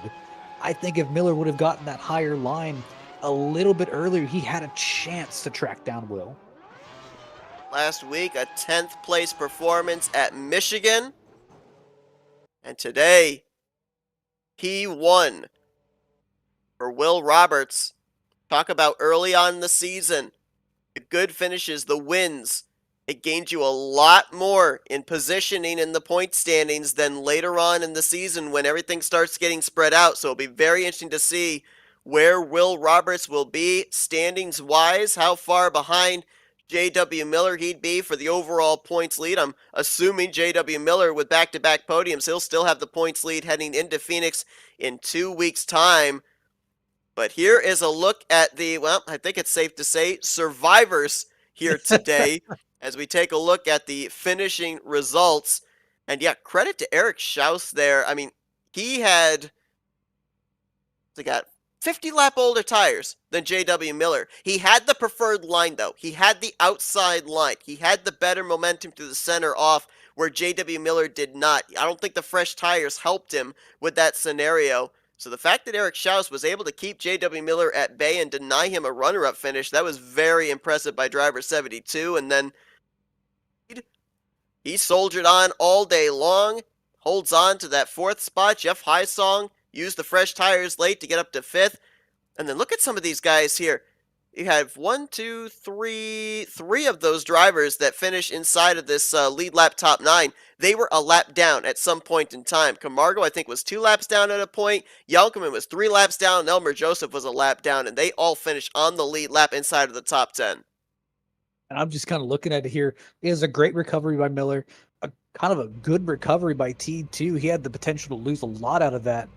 And just look at some of these names that we're having in the top 10 for the first time. I mean, Elmer Joseph, we have Brad Yoinkman.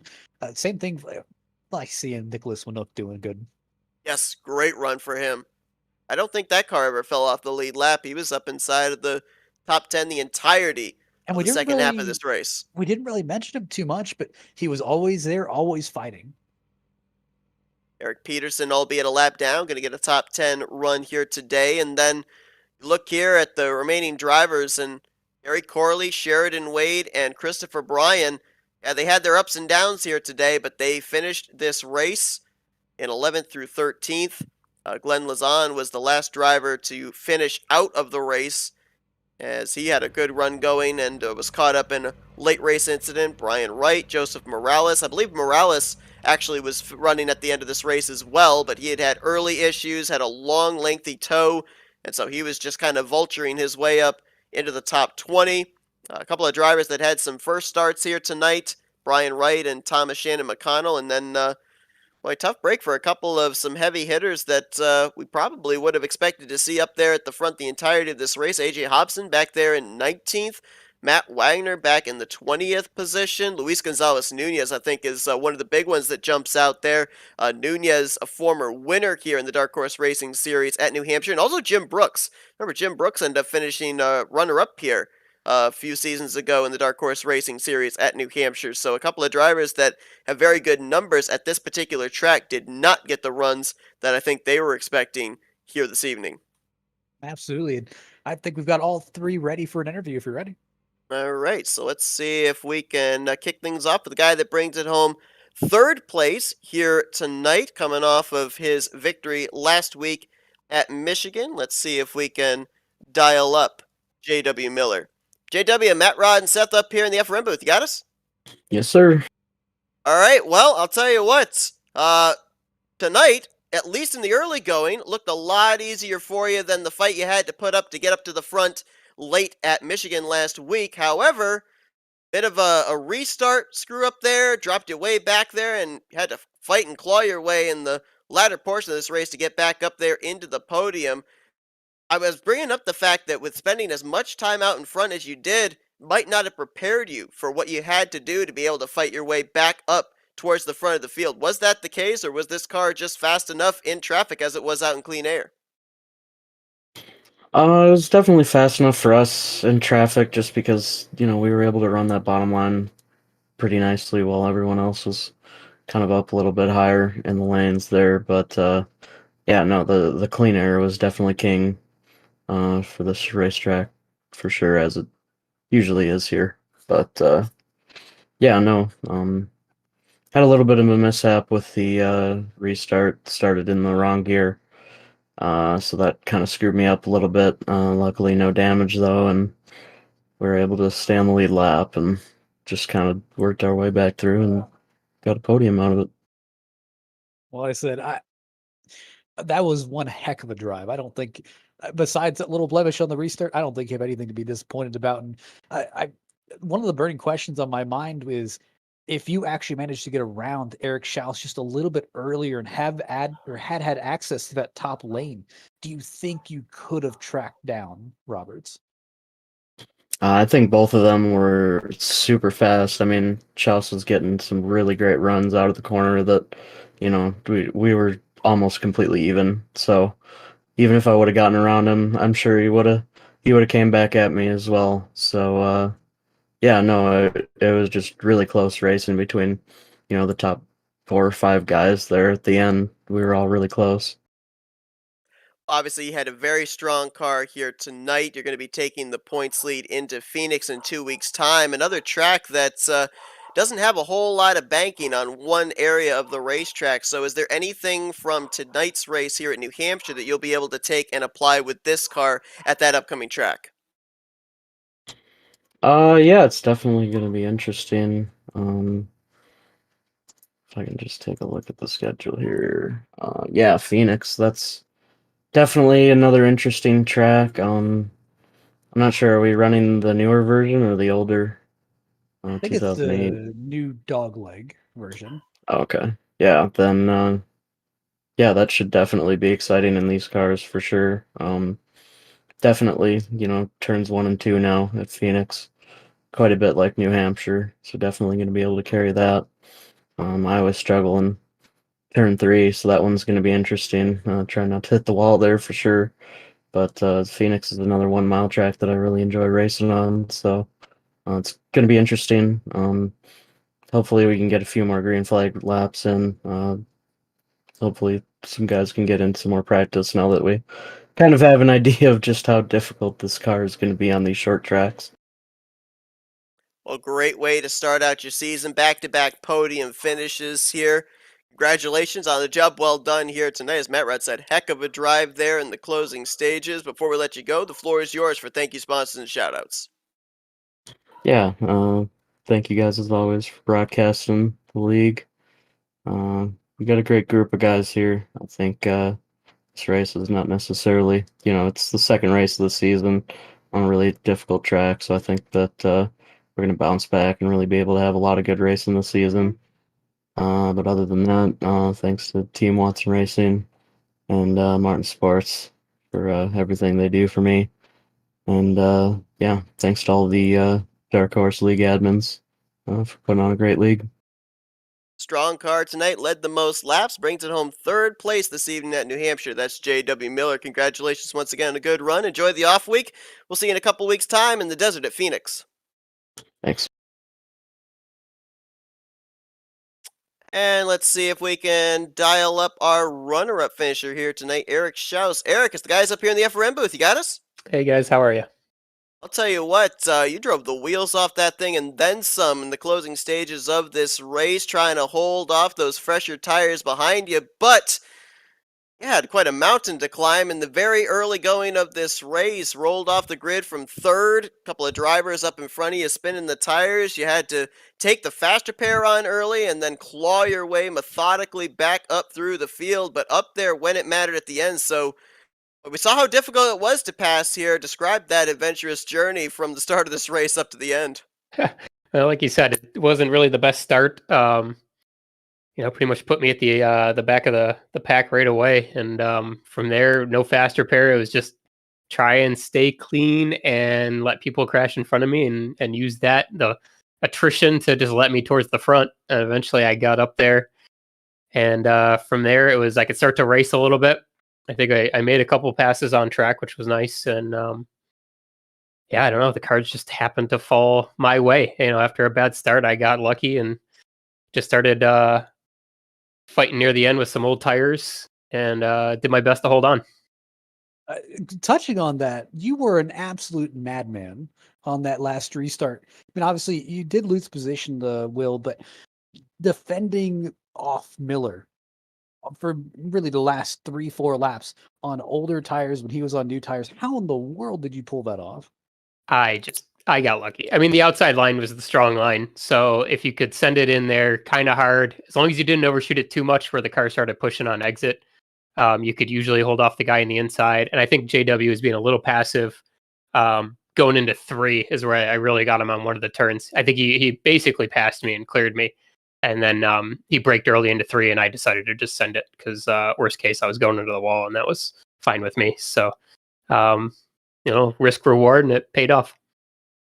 We were talking about all the different points when it comes to New Hampshire Motor Speedway, lack of grip, tire wear, but also the fact that this is a rhythm track. Had a lot of cautions in the early going here, so how difficult was it, especially for a driver like yourself that had been relegated to the back because of that early issue, to be able to get into a rhythm to set up cars for passes, having so many cautions coming out and not a whole lot of green flag run? Yeah, up until probably more than halfway through the race, I had no pace. I don't know where it went. I had bumped somebody and I thought I had damage. But I felt like I was barely keeping up with anybody. And then I don't know, 3/4 of the way through, that rhythm just kind of kicked in and I started feeling it. And I picked up a lot of pace, and that's what helped me start working my way to the front. Great start to the season for you. Came into this race second in points. You bring it home second place here at New Hampshire. Going to keep that points battle for the lead tight heading into Phoenix in 2 weeks' time. We're looking forward to seeing the continuation of this saga between you and the 22. Before we let you go, though, the floor is yours for thank you, sponsors, and shoutouts. Yeah, thanks to you guys at FRN. I appreciate the broadcast. I look forward to going to watch in the second half at least. I don't know about the first so much, but second half for sure. Thanks to Dark Horse for putting on this league, and thanks to all the viewers out there. That's Eric Schaus, second place here tonight. Back-to-back second places to start off the season here in the FART NDCar series. Congratulations on the great run. Maybe we'll see you get one position better in a couple weeks' time in the desert at Phoenix. I look forward to it. And the point standings actually have been updated. Not much difference between the top two, just a couple of points separation now. J.W. Miller, 14 points over Eric Schaus. Will Roberts, the biggest gainer, though. He moves up to third in points, 25 points out, and we talk to him in victory lane right now. Will, it's Matt and Seth up here in the FRM booth. You got us? I got y'all. How y'all doing tonight? Well, we were talking about the fact I think you used up every inch of every turn here tonight at New Hampshire. We saw you up at the top, almost into the wall. We saw you on the bottom, almost on the apron. I mean, you were doing a lot of experimentation, but then, end of the race, when it counted, up there in clean air, able to keep them all in your rearview mirror. I mean, how in the world were you able to make those moves, especially on the inside line, and get it to stick? Because we heard just moments ago from Eric Schaus, and we saw it here during the course of this race, that top line was king, but you made the bottom work. Well, I mean, there's speed to be had up at the top, but I felt like the bottom, like if you could diamond it right, the bottom was where to be. My issue was coming up off. I could never get the traction to try and get around folks down on the bottom. Like that was the only issue I was having. I ended up getting stuck back in lap traffic pretty early on. Well, not lap traffic, but back in traffic pretty early on, and just had a tough time trying to work my way back up. So, Will, you were an absolute monster on these restarts, especially that last restart. How in the world did you time these so well? I don't think it was timing as much as I come to find out towards the end. I was restarting about 2 years lower than most everybody else. I come to find out about everybody's in fifth. Meanwhile, I'm in third, and I'm having to be careful on the jump. But once I get it up into fourth and fifth, I'm golden. I'm off. You were flying on those restarts. I was wondering what was going on. Yeah, just a little bit more. Once the revs were up, it was fine. I felt just the initial launch when you're going so slow, it made it really easy to spin tires, and I think that might have been what caught some other folks out, was just having that longer gear and more time to spin the wheels up. So early on in the season, getting this victory, you climb up 7 spots in the standings now to third, 25 points out. When I look at the low banking here at New Hampshire, it reminds me a lot of turns 1 and 2 at the track that we're going to be heading to in a couple of weeks' time at Phoenix. With the strong run you had here tonight, what is the confidence level heading into that track in the desert? Anytime we're taking open wheelers to a short flat track, I'm feeling good. Um, is not quite Milwaukee. I can't remember. Do we go to Milwaukee this season? I hope I so. do not think so. We go to Gateway. I think that's the closest we get. All right, but anytime there's open wheelers on a flat mile track, I'm feeling good. Well, obviously, got to be feeling good here tonight in Victory Lane. Congratulations on incredible run here this evening. We saw you have to kind of work your way from the front to the back up to the front again a couple of times this evening, but up there, as mentioned, when it mattered the most to pick up this checkered flag. Congratulations. Before we let you go, we're going to hand the microphone over to you for some Victory Lane thank you, sponsors, and shout-outs. No sponsors. Want to thank my wife Britt for letting me do this. I want to thank Charles and Eric and everybody on the admin team who helps put this show on, and I want to thank y'all too for putting this show on yourselves. Y'all do a great job. That's Will Roberts. He's your winner here tonight at New Hampshire Motor Speedway. He works his magic at the Magic Mile, and he'll look to carry this momentum into Phoenix in 2 weeks' time. But for now, congratulations. Go enjoy that victory, Will. Thanks, y'all. Have a good night. And that is going to bring our coverage to a close here this evening. Matt, I remember you telling me before we even took the green flag last week at Michigan, these cars are hard to drive. I think here tonight, we even heard it from the drivers. We are seeing that these drivers, they're having to go to school. They're having to learn on the fly what these cars can do, what these cars cannot do. The tracks are tough, and these cars being tough to drive, it's a combination where these drivers, they are definitely getting an education. Yeah, and it's the thing of you may have think like the hierarchy, but every time a new car comes around, there is always the power shift of who's the most adaptable. And sometimes, again, some guys can just adapt to these cars better than others, but hey, some may take a little bit longer to kind of get that feel for it. And the big difference is looking at the two cars, and the engines are so different, the packages are so different, the tires work differently. Everything about these cars work a little bit differently than what we're used to. It's how quickly and how well can you adapt? Next week, we're going to be off. I think some drivers are going to be very happy for the little bit of a vacation before facing the daunting task of Phoenix. Uh, Mentioned the fact that, you got the low banking over there in 1 and 2, but you brought up the dog leg. I don't think an open wheel car is going to attempt to use that dog leg in any way, shape, or form. I don't see that helping the I suspension, but mean, I didn't think they'd use the bottom line here tonight, and I was eh, very you surprised know, later in the race. That's a very good point. But I mean, some of the things that they had to deal with here tonight, do we see that maybe next week, the same type of thing, or are they going to have to deal with an entirely different monster and a new set of complications, if you will, with this new car?